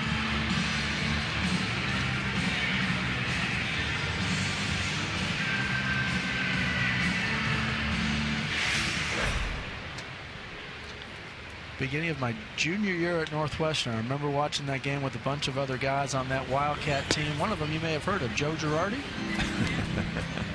That's some pretty good ones. Joe might be doing his best managing job ever this year. I tell you, well, that stuff he's been having to run out there on the field. You talk about a decimated ball club. Ouch. Gillespie has doubled, walked, and then he scored. That was last inning. Two guys who are not in first place have really just struck me as doing a heck of a job. And you being a former player understand it. Is Girardi and Bo Porter from Houston. Oh, yeah. That stuff, those two guys are running out there on the field. And still, Houston's playing almost every game. They're in it. They're giving you 27 hard outs. Well, Bo being an Iowa Big Ten boy, going to throw a little love out to him. But John Maley, their hitting coach, used to be one of the academy coaches at the Bull Sox Academy. And again, just it's amazing talking to him when we were down there for that game that Chris Sale pitched so well, ended up losing 2-1. But he just said some of these kids still don't have an approach. They don't have a baseball IQ, and I've got to break these kids down, and they're in the major leagues. We got no chance to win. That is high pop-up. Dirks now calling off Peralta. And a 1-2-3 inning. We're into the 6th, leading 6-2.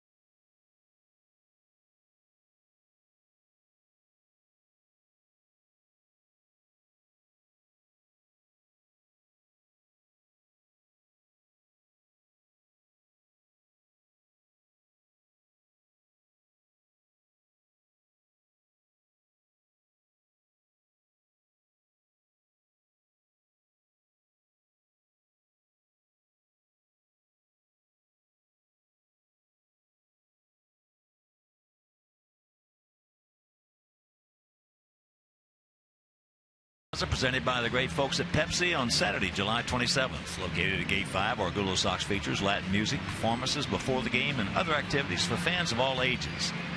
Now, for this, specially priced lower-level tickets are as low as $14. So visit whitesox.com/Argulo today. Pepsi, live for now. That will be fun. Jackson, Hunter, and Dirks. Top of the 6th inning. Breaking ball strike. Now that's a smart pitcher and a smart catcher. Last at bat, led off, first pitch fastball, base hit. Starts him with the slider.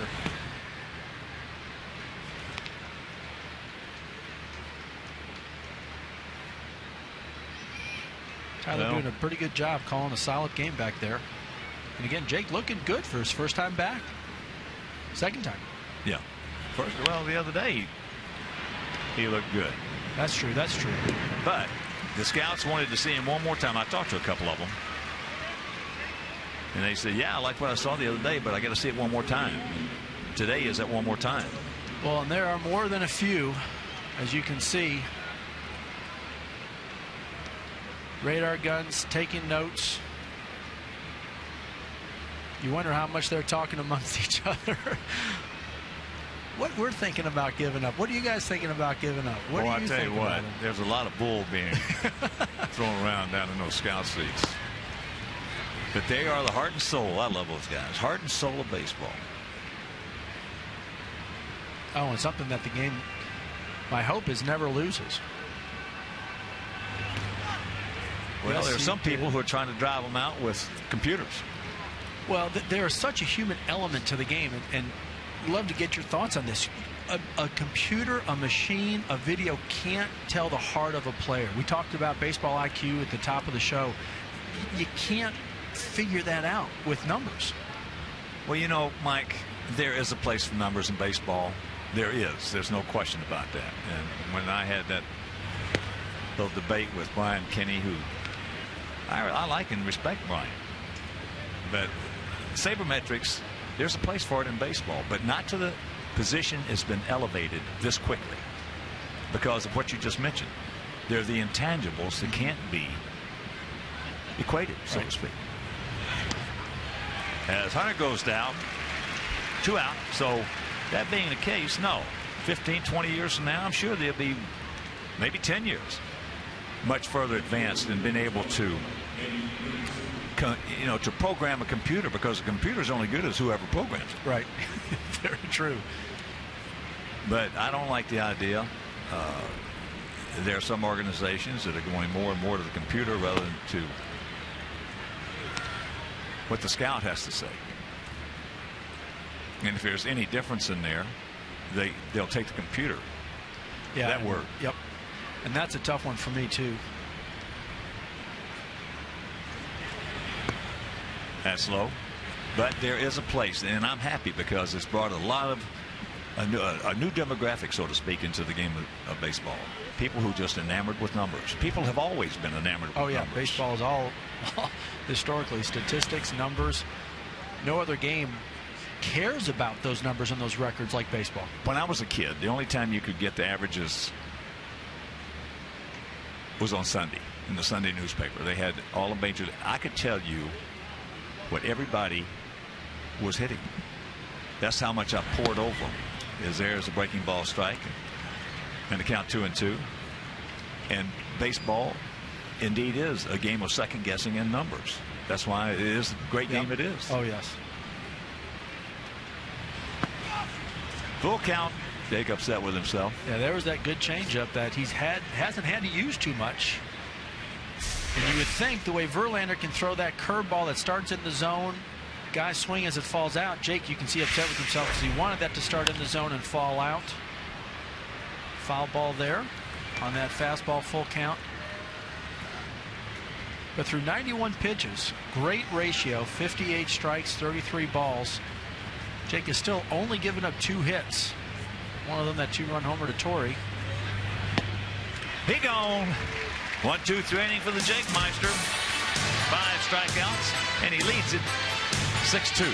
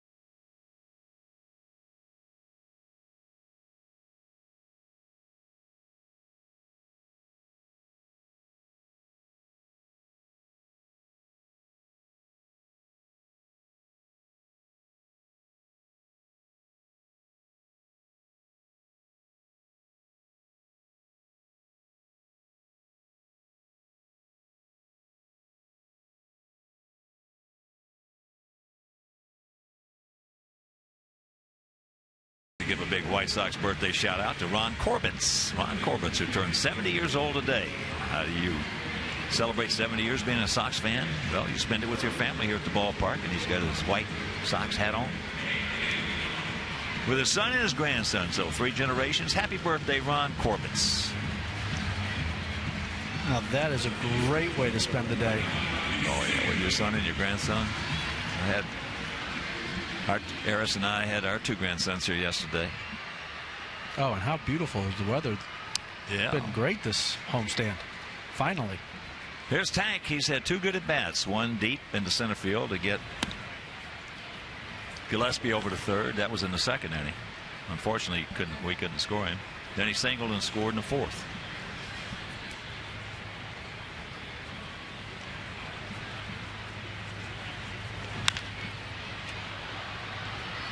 I tell you, he has had some good at-bats. Yeah, I just missed that one in too. Detroit. Yep. Seeing it well. Some pitchers, you could just do that. I remember for me, a guy I could see well was Roger Clemens. Somehow always hit him pretty good. But guys that were 1/10 of his ability sometimes could just hide a ball or just couldn't pick it up. Oh, for whatever. Yeah. Yeah. Who was the one guy you loved facing?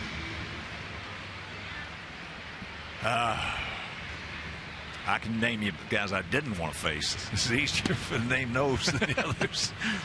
No, but a good friend of mine, Darren Johnson, God rest his soul. He was a guy who was, for the most part, not very well known. Very strong, but he used to wear Sandy Koufax out.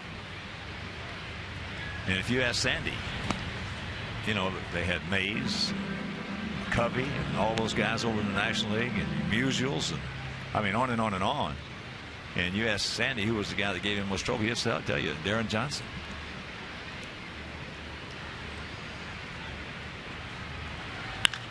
That ball hit high and deep.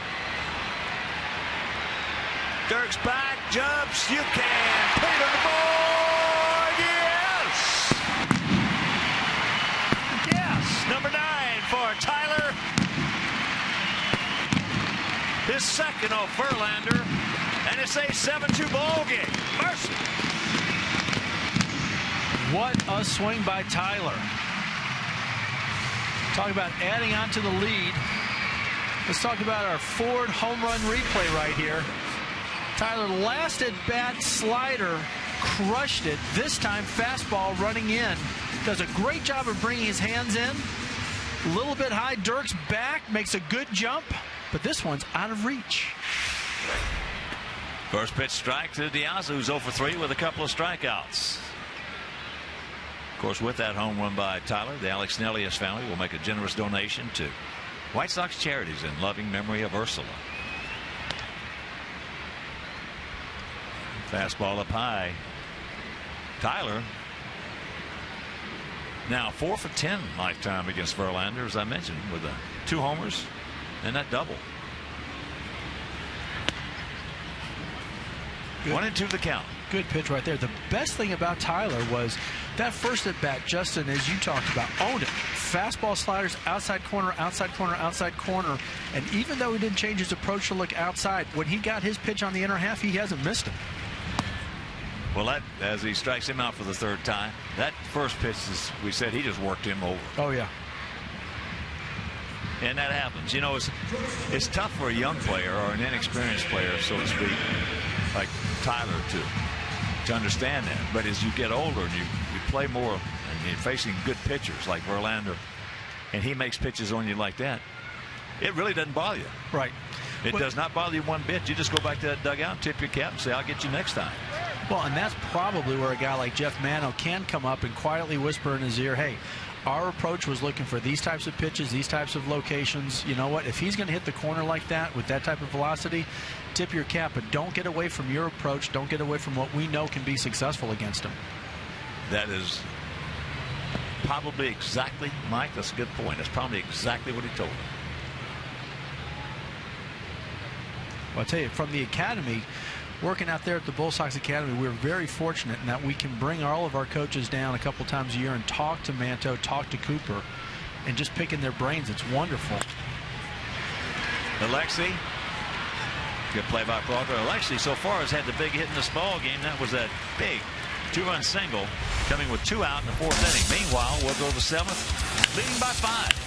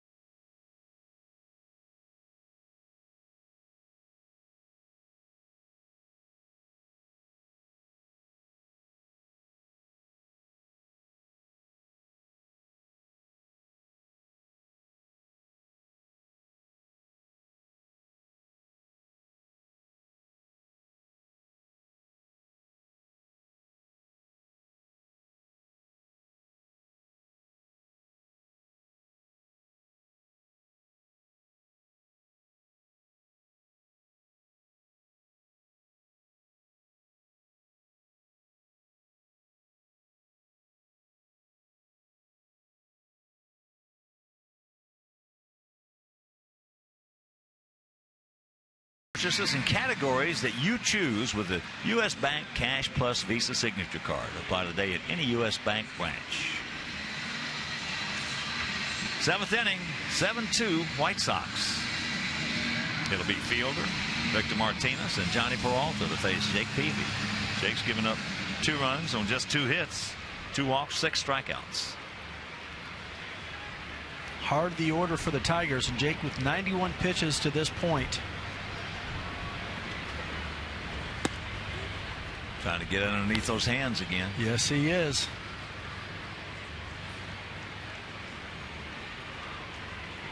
Bren struck out last at bat on a great sequence by Jake.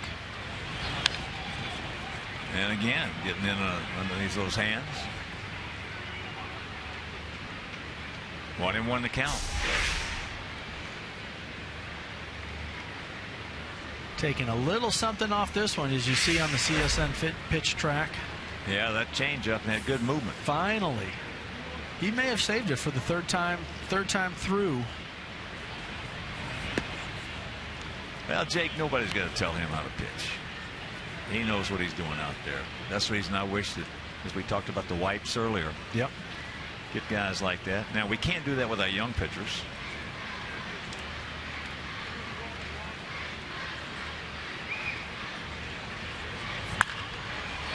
That's into right field. It's going to hang up for Alex. That's a hang Wolfham for Prince. 1 down. And that'll bring up Victor. Victor has struck out and gone out deep to right. Like those 2s where they are, and like the 6 where it is. A couple walks by Jake. Bottom of the order, 1 to Kelly, 1 to Pena, but he's done a masterful job of getting through the heart of the order, striking out Torrey Hunter once, Dirks twice, Fielder once, Martinez once, and Kelly once. A little bit low. The 34-year-old veteran. 5 for 15 in this series.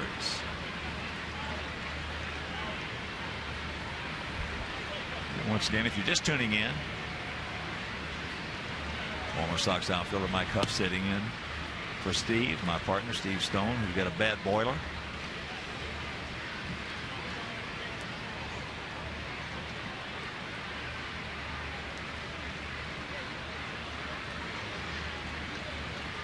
Victor, one of the 2 hottest Tigers this month.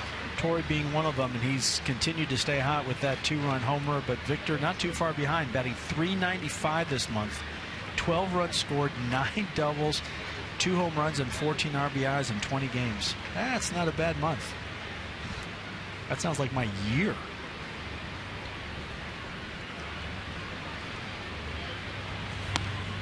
Now you mentioned the Bull Sox Academy.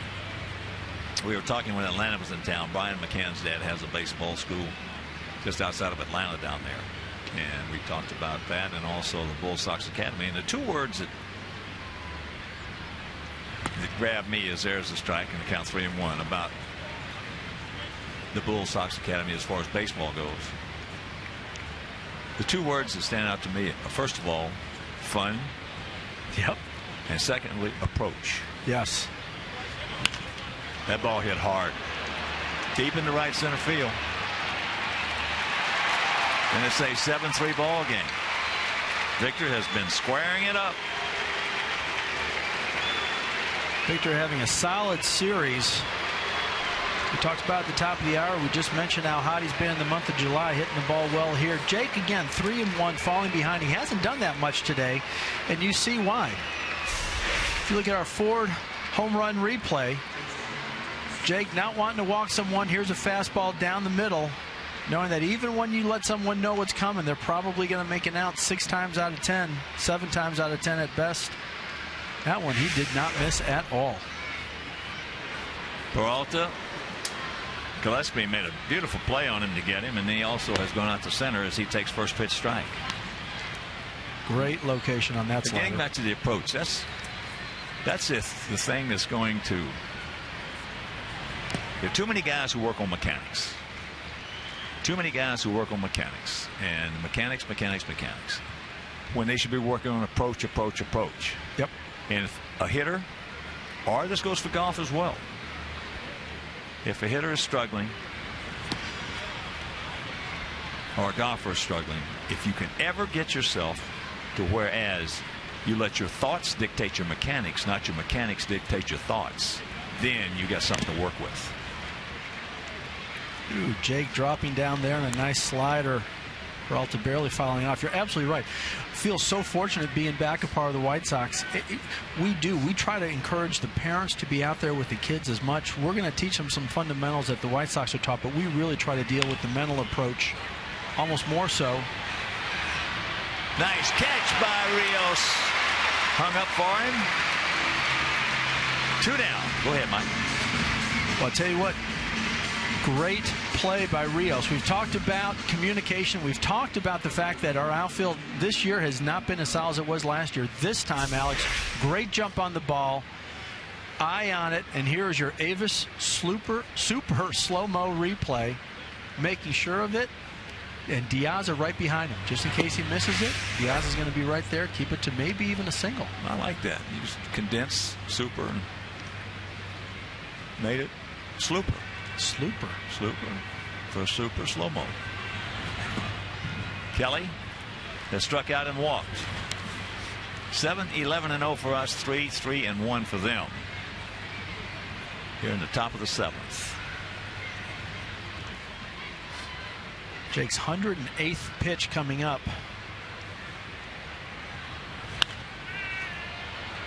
And he yanks that one long foul. Strike. White Sox have somebody up in the bullpen.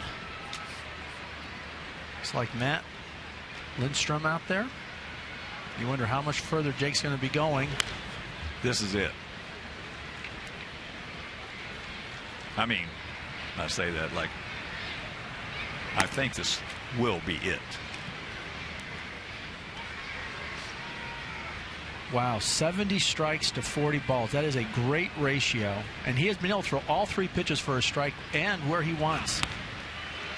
And Big how on about that? But Victor Martinez home run, 7th inning stretch. We lead it 7-3.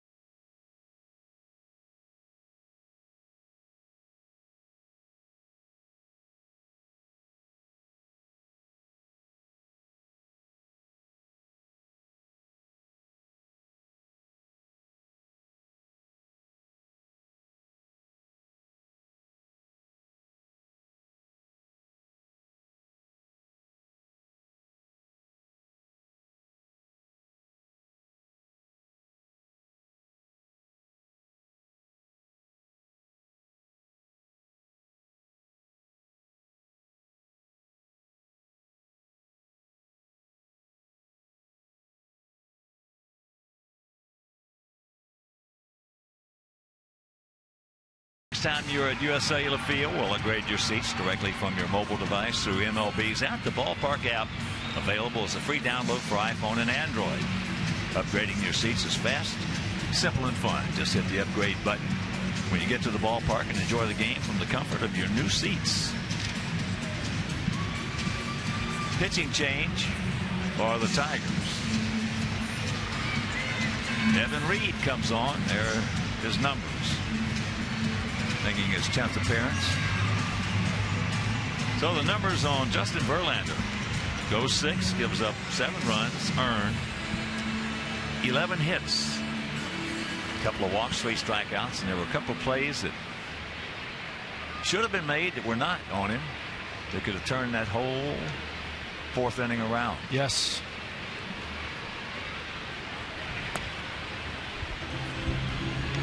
Alex leading off. He's 2 for 3 with an RBI.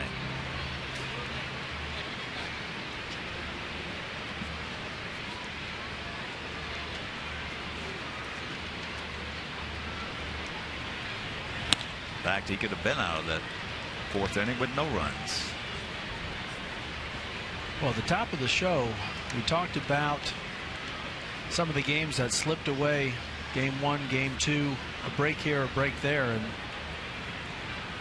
not that Detroit didn't earn a win, but we clearly didn't take it when we had the chances. And this time, we're taking advantage of a couple chances. That's exactly right. We have not been an opportunistic ball club at all.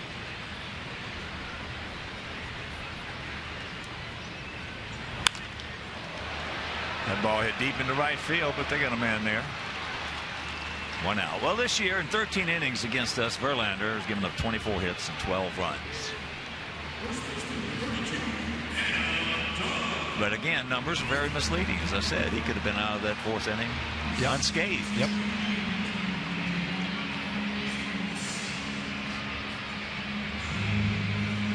If Dirks catches Flowers, Diaz strikes out. You got 1 guy on base, 2 guys on base, walking a base hit, and there's no runs. There's first pitch strike. Tatum has walked and scored.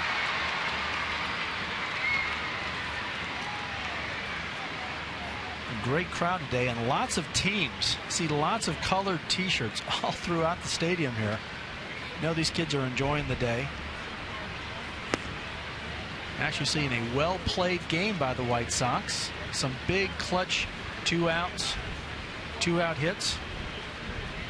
That 4th inning, especially by Ramirez and then Rios. Yeah, Alexei had a big 2-out. If we don't get that hit, things are a little bit different. Well, and then Jake, what a great job coming back after that, putting a 0 up and having a quick 6th inning as well. Yeah, Jake.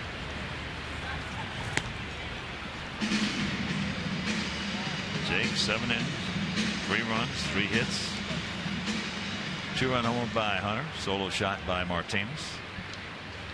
The 2 hottest Tiger hitters this month. Yep. And there's ball 4. Good job by Adam. Solo home runs rarely hurt you, especially when you've got a 5-run lead. Better that than a walk and give them a big inning. And a reminder, Monday, August 5th is the Green Game powered by Constellation. First 10,000 fans will receive a White Sox garden gnome courtesy of Constellation. So purchase your tickets, whitesox.com or 866-SOX-GAME. Here's Paulie. Paulie had a big hit in that 1st inning. 2-out RBI single. And they got him in a pickle. Chance is going a couple of big men right there. Yeah, that's a lot of mass moving in one direction. Avoiding injuries, Adam just conceded.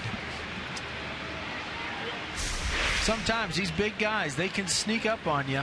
A pitcher that for 2 batters, 2, 3, 4 pitchers is 1-2, go to home. You got a lead, go ahead and take a chance on it. He was trying to get a Lance Johnson jump right there. He certainly was. Thank you. Well, he got it, but he got caught. Lance would have kept going, and by the time the guy looked at first, Lance would have been on second, sliding in. 1-0.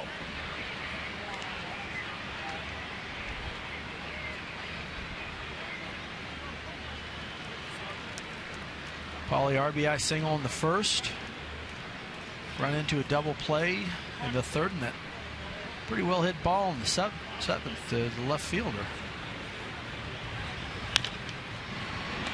Nice pick by Kelly. So that'll do it. We're into the 8th. We lead it by 4.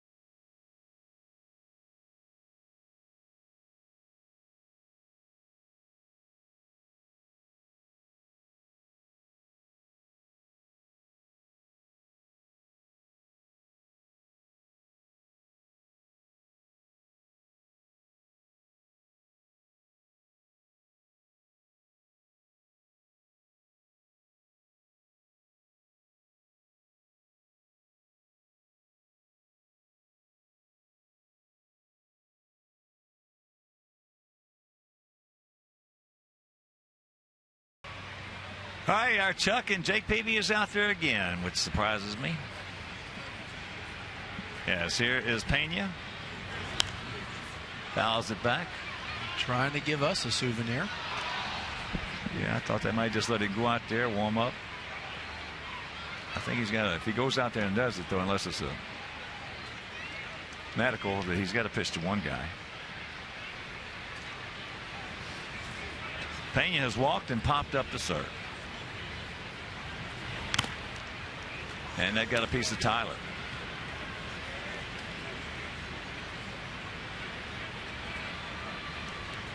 Catchers still amaze me. They oh really my do. Gosh.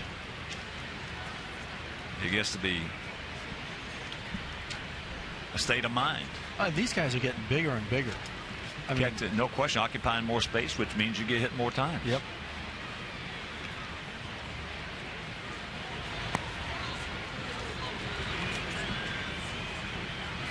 Double-barreled activity. That's from Enville. Both guys look like they're ready to go. Bobby Thigpen working with them out there. Great teammate of mine. Had a lot of fun with him in those early 90s. He just turned 50 4 or 5 days ago. I'm not too far behind it. Oh. Full count. I wanted that one. That looked like it was just off the dish. Great job by Tyler. Again, watching the pitch track right here. Good call, unfortunately. Chops that one foul.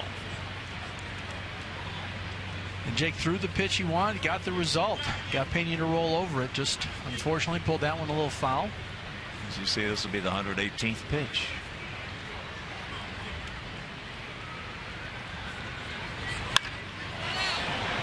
And that's hit deep. And it's a 7-4 ball game.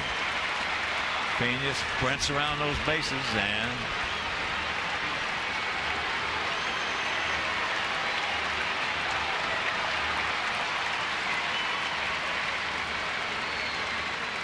here comes Robbie.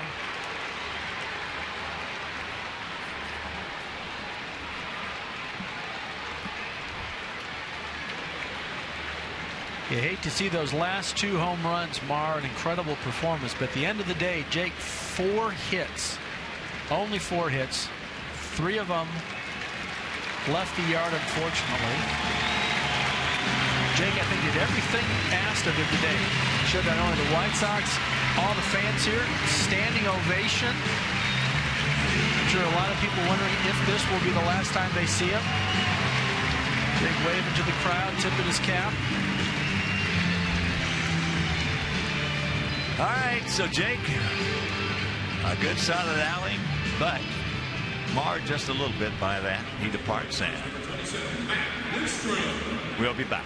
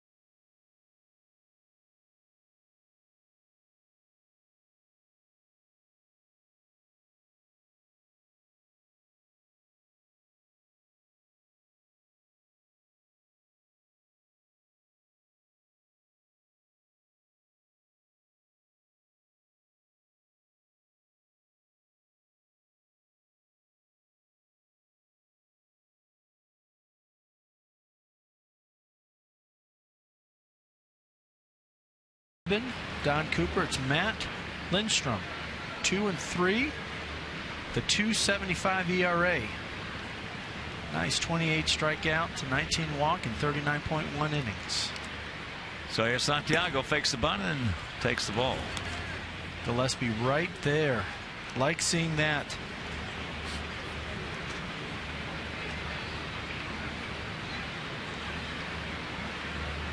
Seven, 11-0. For our guys, 4-4, and 1 for their guys. Santiago grounded into a 4.63 double play first at bat, and then flew out in his second. Flew out to Alejandro. 2-1 to count. Outfield around to the left, gap out there in right center.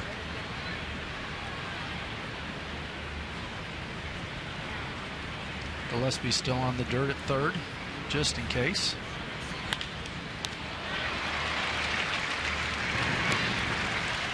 One out.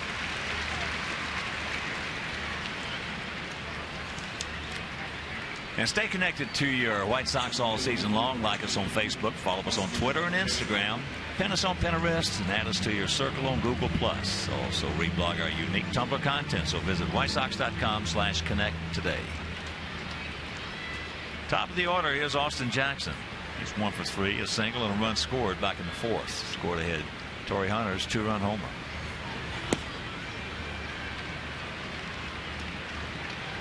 Good pitch, good location on that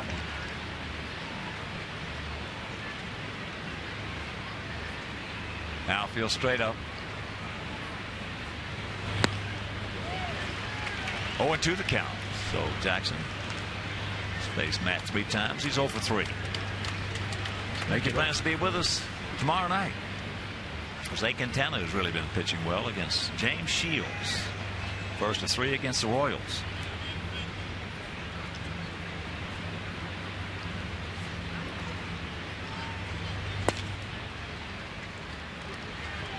And on Saturday, Chris Sale against Wade Davis. happened on Sunday in the finale of that series in this homestand. Hector Santiago against Cy Chin. Bruce Chin. Friday and Sunday's games will be right here on Comcast Sportsnet if you can't make it. Saturdays will be over WGN.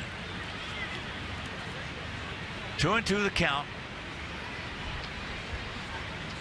Talked about the nice year Quintana's having. What's been the biggest difference you've seen this year as compared to last year? Because he had so much success last year, but he looks even more confident on the mound this year. That's what it is. Using changeup more. There's a John Lexi. Low throw. It'll be an error on Lexi. That's his 18th error. Lexi only had 12 all last year.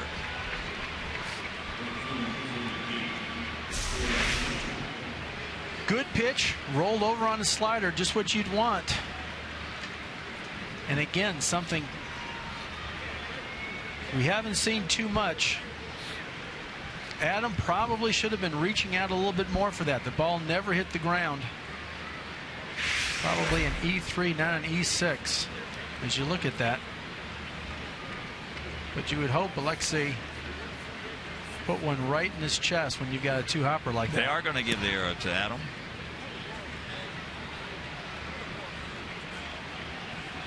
We just cannot keep from making errors.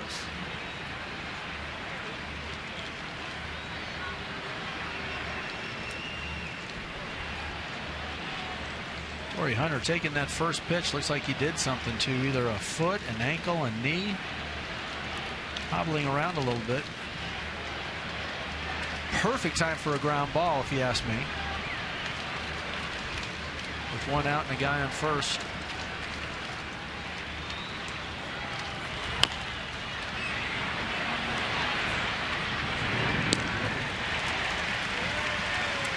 Just didn't hit it hard enough. This time Ramirez comes in, fields it. Puts it right between the numbers. We have our second out, but Austin Jackson advancing to second base.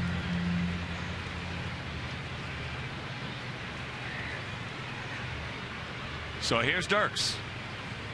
Dirks 0 for 3, a couple of strikeouts. Then he flying to center.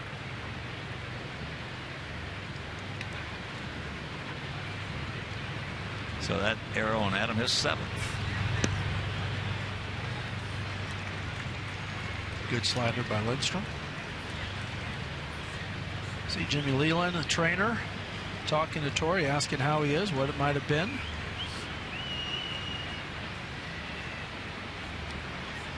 The 0-1 pitch. Just foul. Ball hit hard by Dirks.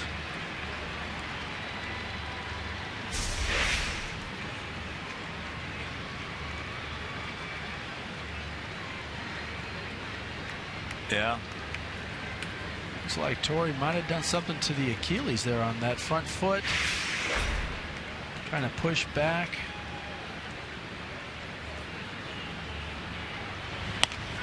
Definitely a lower body injury, as they say in hockey. 1-2 the count. With 2 out here in the top of the 8th.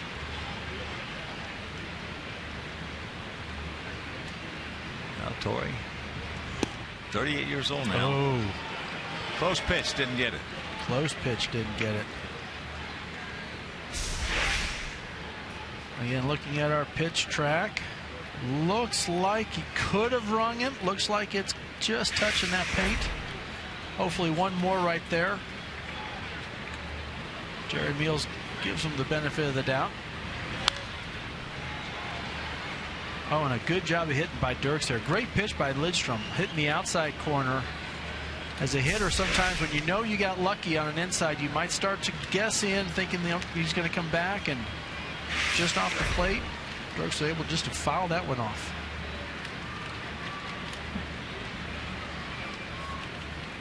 And once again, it's 2-2. Full count. You don't want to walk this guy.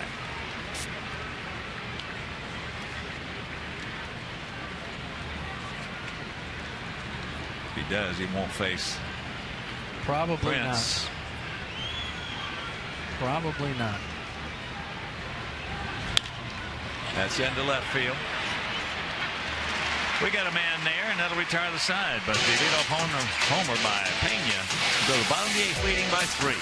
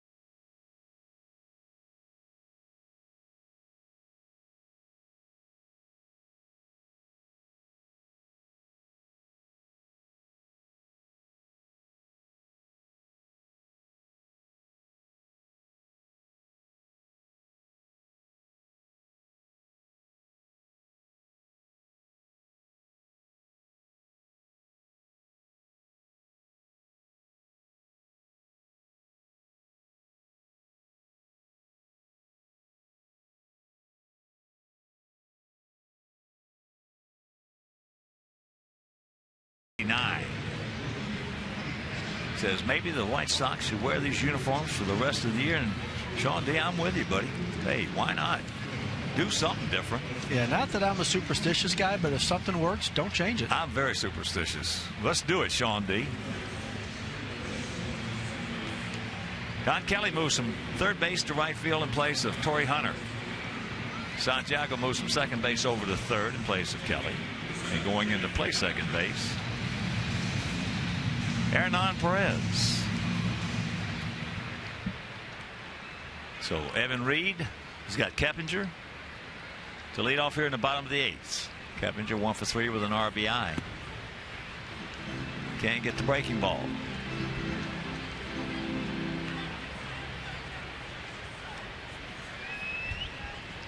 Good hard slider there. Keppinger, big 2-out hit in that first inning. And great pitch right there by Evan Reed, dotting that outside corner. 0-2 the count.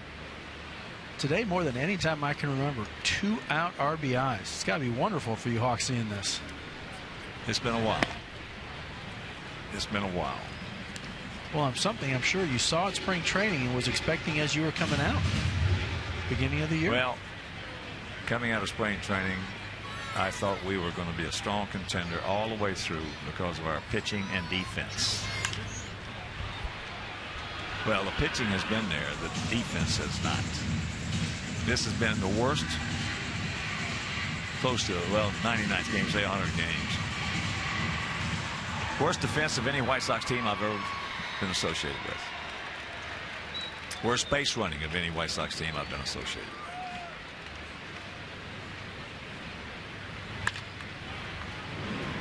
Prince, he does that well. He'll take it right in the gut or wherever, knock it down, take it up. So 1 out. Surprisingly quick on his feet and surprisingly good hands for a big man. You can tell it's something that he takes pride in, playing first base. He takes pride in everything he does when he puts that uniform on. I don't know him off the field, but I love to watch him play. He plays hard.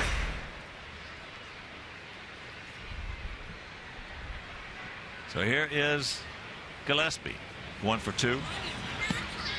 A double, a walk, and he scored with that walk, and he also has popped up to left field. 30,348. We've had good crowds for this Tiger series. Hopefully going to have good crowds for the Kansas City series starting tomorrow night. Jose Quintana against James Shields. That's off the end of the bat. Breaking ball.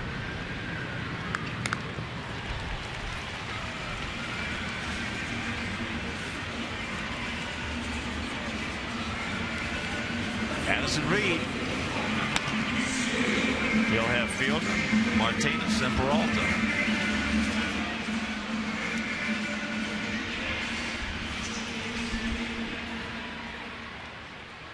The guy we want to see out there. Means we got a save opportunity. Viciedo, nice game, hitting the ball hard.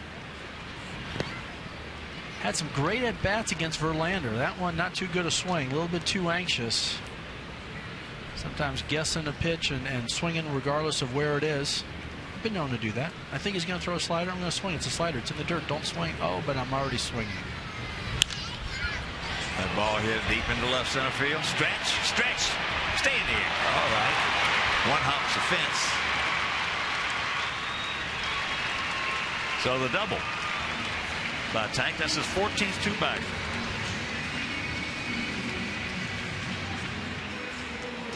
One more time, a guy in scoring position. Now, Tyler Flowers. You want to talk about a day.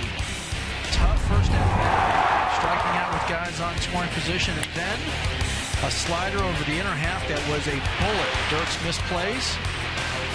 Picks up an RBI. And then in the 6th inning, another one he'll remember. Justin Verlander, he got nothing. Home run. Great day for Tyler, who's been relegated a little bit more to the bench since our new young prospect Fagley's been brought up, but having a great day. Casper Wells pinch running for him now.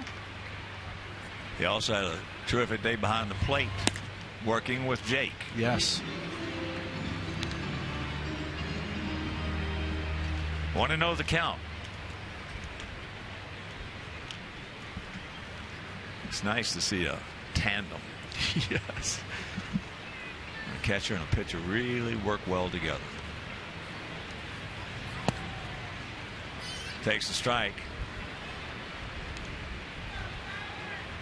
That one at 98 from Evan Reed. Evan, a little bit of a herky-jerky motion. Awfully tough when you got a guy like Verlander who pretty smooth delivery, pretty consistent release point. This young man throwing every bit as hard.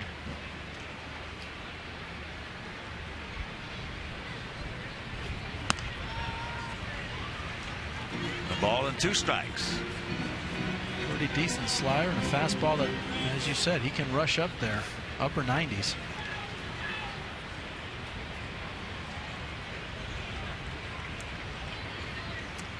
So Torrey Hunter had to leave sore left Achilles. He's day to day.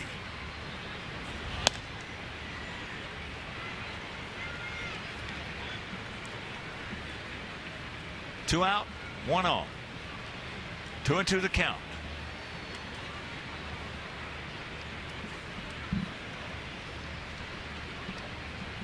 Outfield straight up, spread out. Santiago back and well off the line at third. And a full count. Diaz on deck.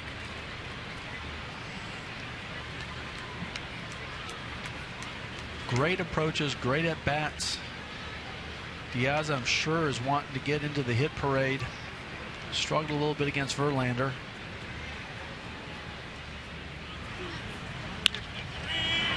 Santiago ball had a lot of top spin, throws him out, and that'll retire the side. We're into the 9th. We lead it by 3.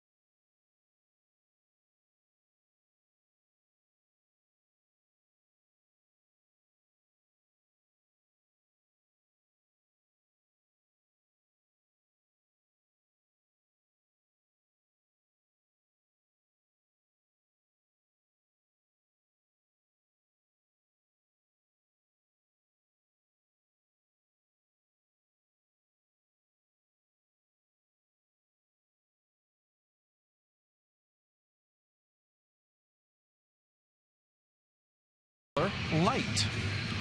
And our play of the game right here. Alexei Ramirez, big 2-out, 2 RBI single. Was right after the Tigers came back to tie it up on a Torrey Hunter 2-run home run. Put us up 5-2. Casper Wells has moved out to left field. And we have a new pitcher, Addison Reed. So you see Addison's line. Love seeing him come into the game because that means we got a chance for a win. 4-1, 377, 25 saves and 29 opportunities, 46 strikeouts to only 9 walks. Opponent's batting average 221. Pretty Addison, impressive for a sophomore. Has been a unique story this year. We've only won 39 games. He has saved 25 of them and won 4 of them. If we had played decent or anywhere close to like we did last year, he probably would be leading this league in saves. Oh, yeah. No doubts. So here we go. He's got his work cut out for him. His Prince Fielder, who was 0 for 3. Lined out to right in the last at bat. Oh, and that was close. Takes ball 1. 7-12-1 for our Sox. 4-4-1 for their Tigers.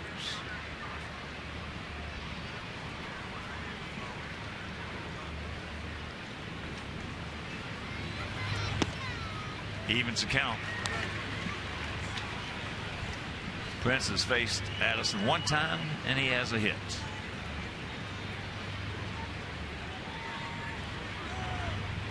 And a good pitch by Addison, throwing a little wrinkle. Off the end of the bat, pops him up. Alexei makes the call and a big out. That ever important first out just about every inning, but in the 9th even more when you got this lineup. Fielder, Martinez, Peralta, Kelly, all guys that can hit home runs, and then Pena, who has hit a home run. Awfully nice getting that first one out. We got to 3 with Kansas City starting tomorrow night. Make your plans to be with us here at the ballpark. Quintana against James Shields. Then after that series, after the game on Sunday, we leave. We go to Cleveland for 4 and then back to Detroit with these guys for 3. So here's Victor. Got that one by him. Yes, he did. Fastball inner half. Most lefties like that pitch.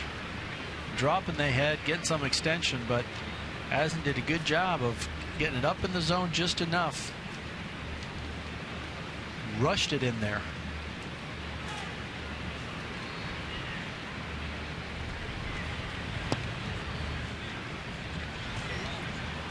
Just a little off the plate.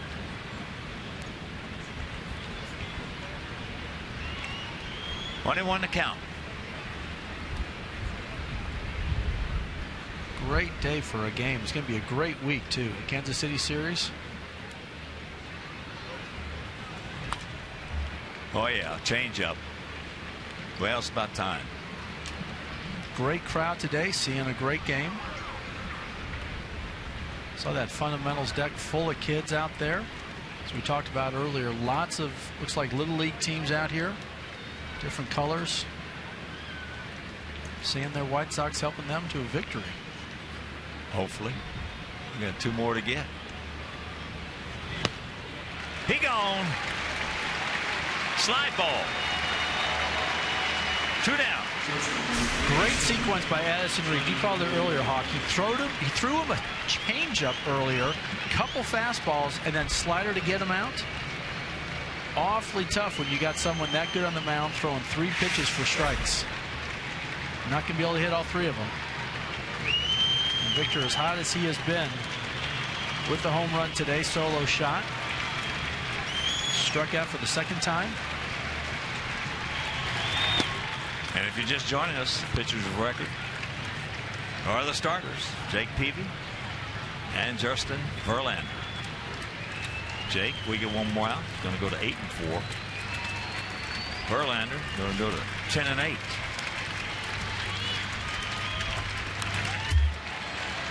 One to count to Peralta. Good hard fastball, mid-90s.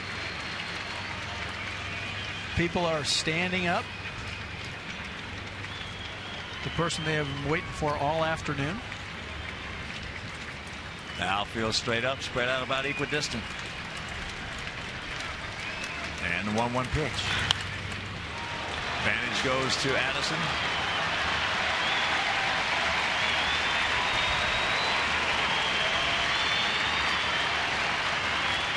And a great job all day of the Sox pitchers. For the most part all season. Few exceptions, yeah. 1 and 2, 1 and 2, 1 and 2.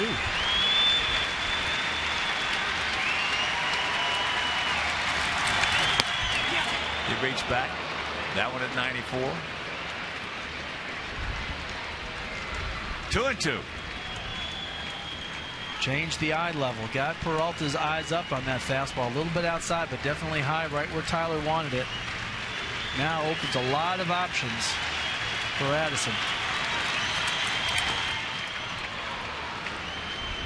Full count, no walks, Addison. Yeah, and you hit his way on. Yep, just like Jake, you can tell. Overthrew it, a little upset with himself. Wanted that slider outer half after throwing that fastball up. Probably the right sequence, and now he's got to come back 3-2 and make a good pitch.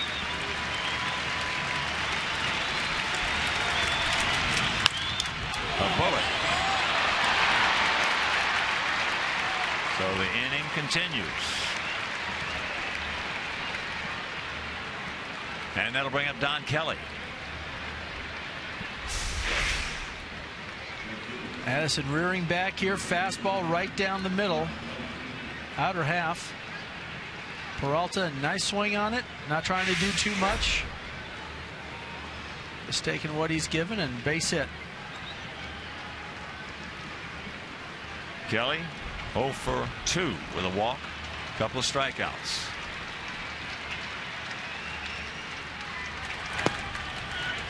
Takes ball 1. Pretty good spot. Just a little down, a little bit in. As you'll see, Don struck out looking once, struck out swinging once, and a walk.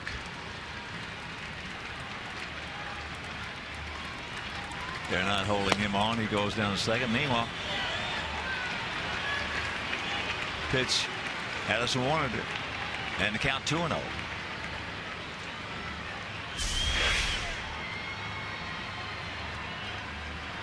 Not a bad location, just a little bit inside. Runners in difference, letting Peralta go to second, keeping the infielders where they are. Just in case that ball is hit on the ground, I want to make sure you cover all parts of that infield.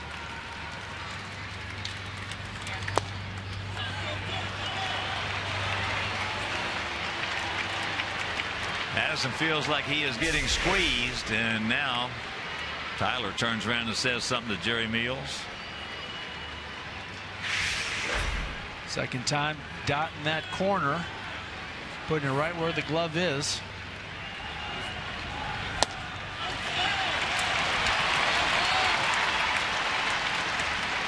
And now here comes Coop.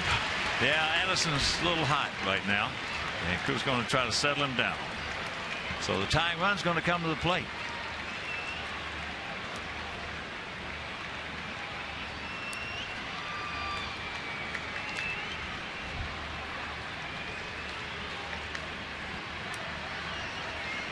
Don is one that is incredibly positive. Probably not even going to talk too much about what the umpire's missing. Just going out to how do we get this guy out? Your stuff is good enough. Maybe we don't set up just on the corner. We bring it into a third. A ball or two off the corners instead of trying to hit the corners. And with Ramirez, making sure that we're on board with what's our indicator. So here's Brian Pena, a walk, a pop up to third, and a home run. Coming last inning, leading off.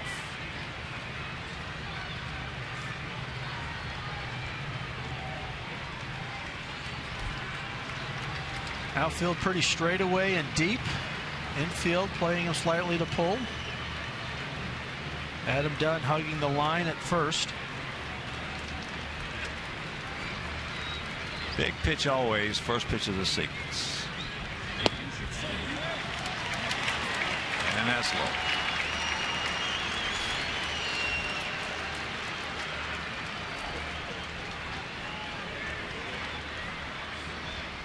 Come on, Addison. Got to bow your neck right here, buddy.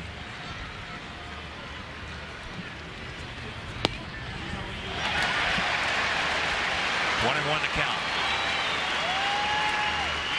Fans applauding, I think, more for the umpire than for Addison, seeing how Addison has been throwing it right where Tyler's holding that glove.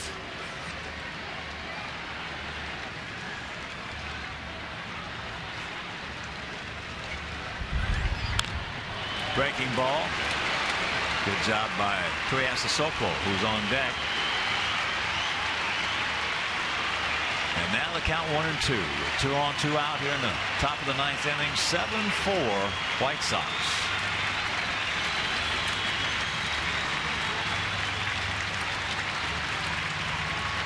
Fans on their feet.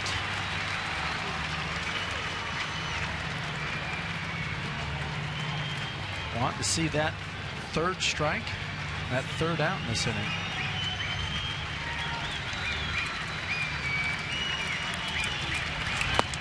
He gone. There it is.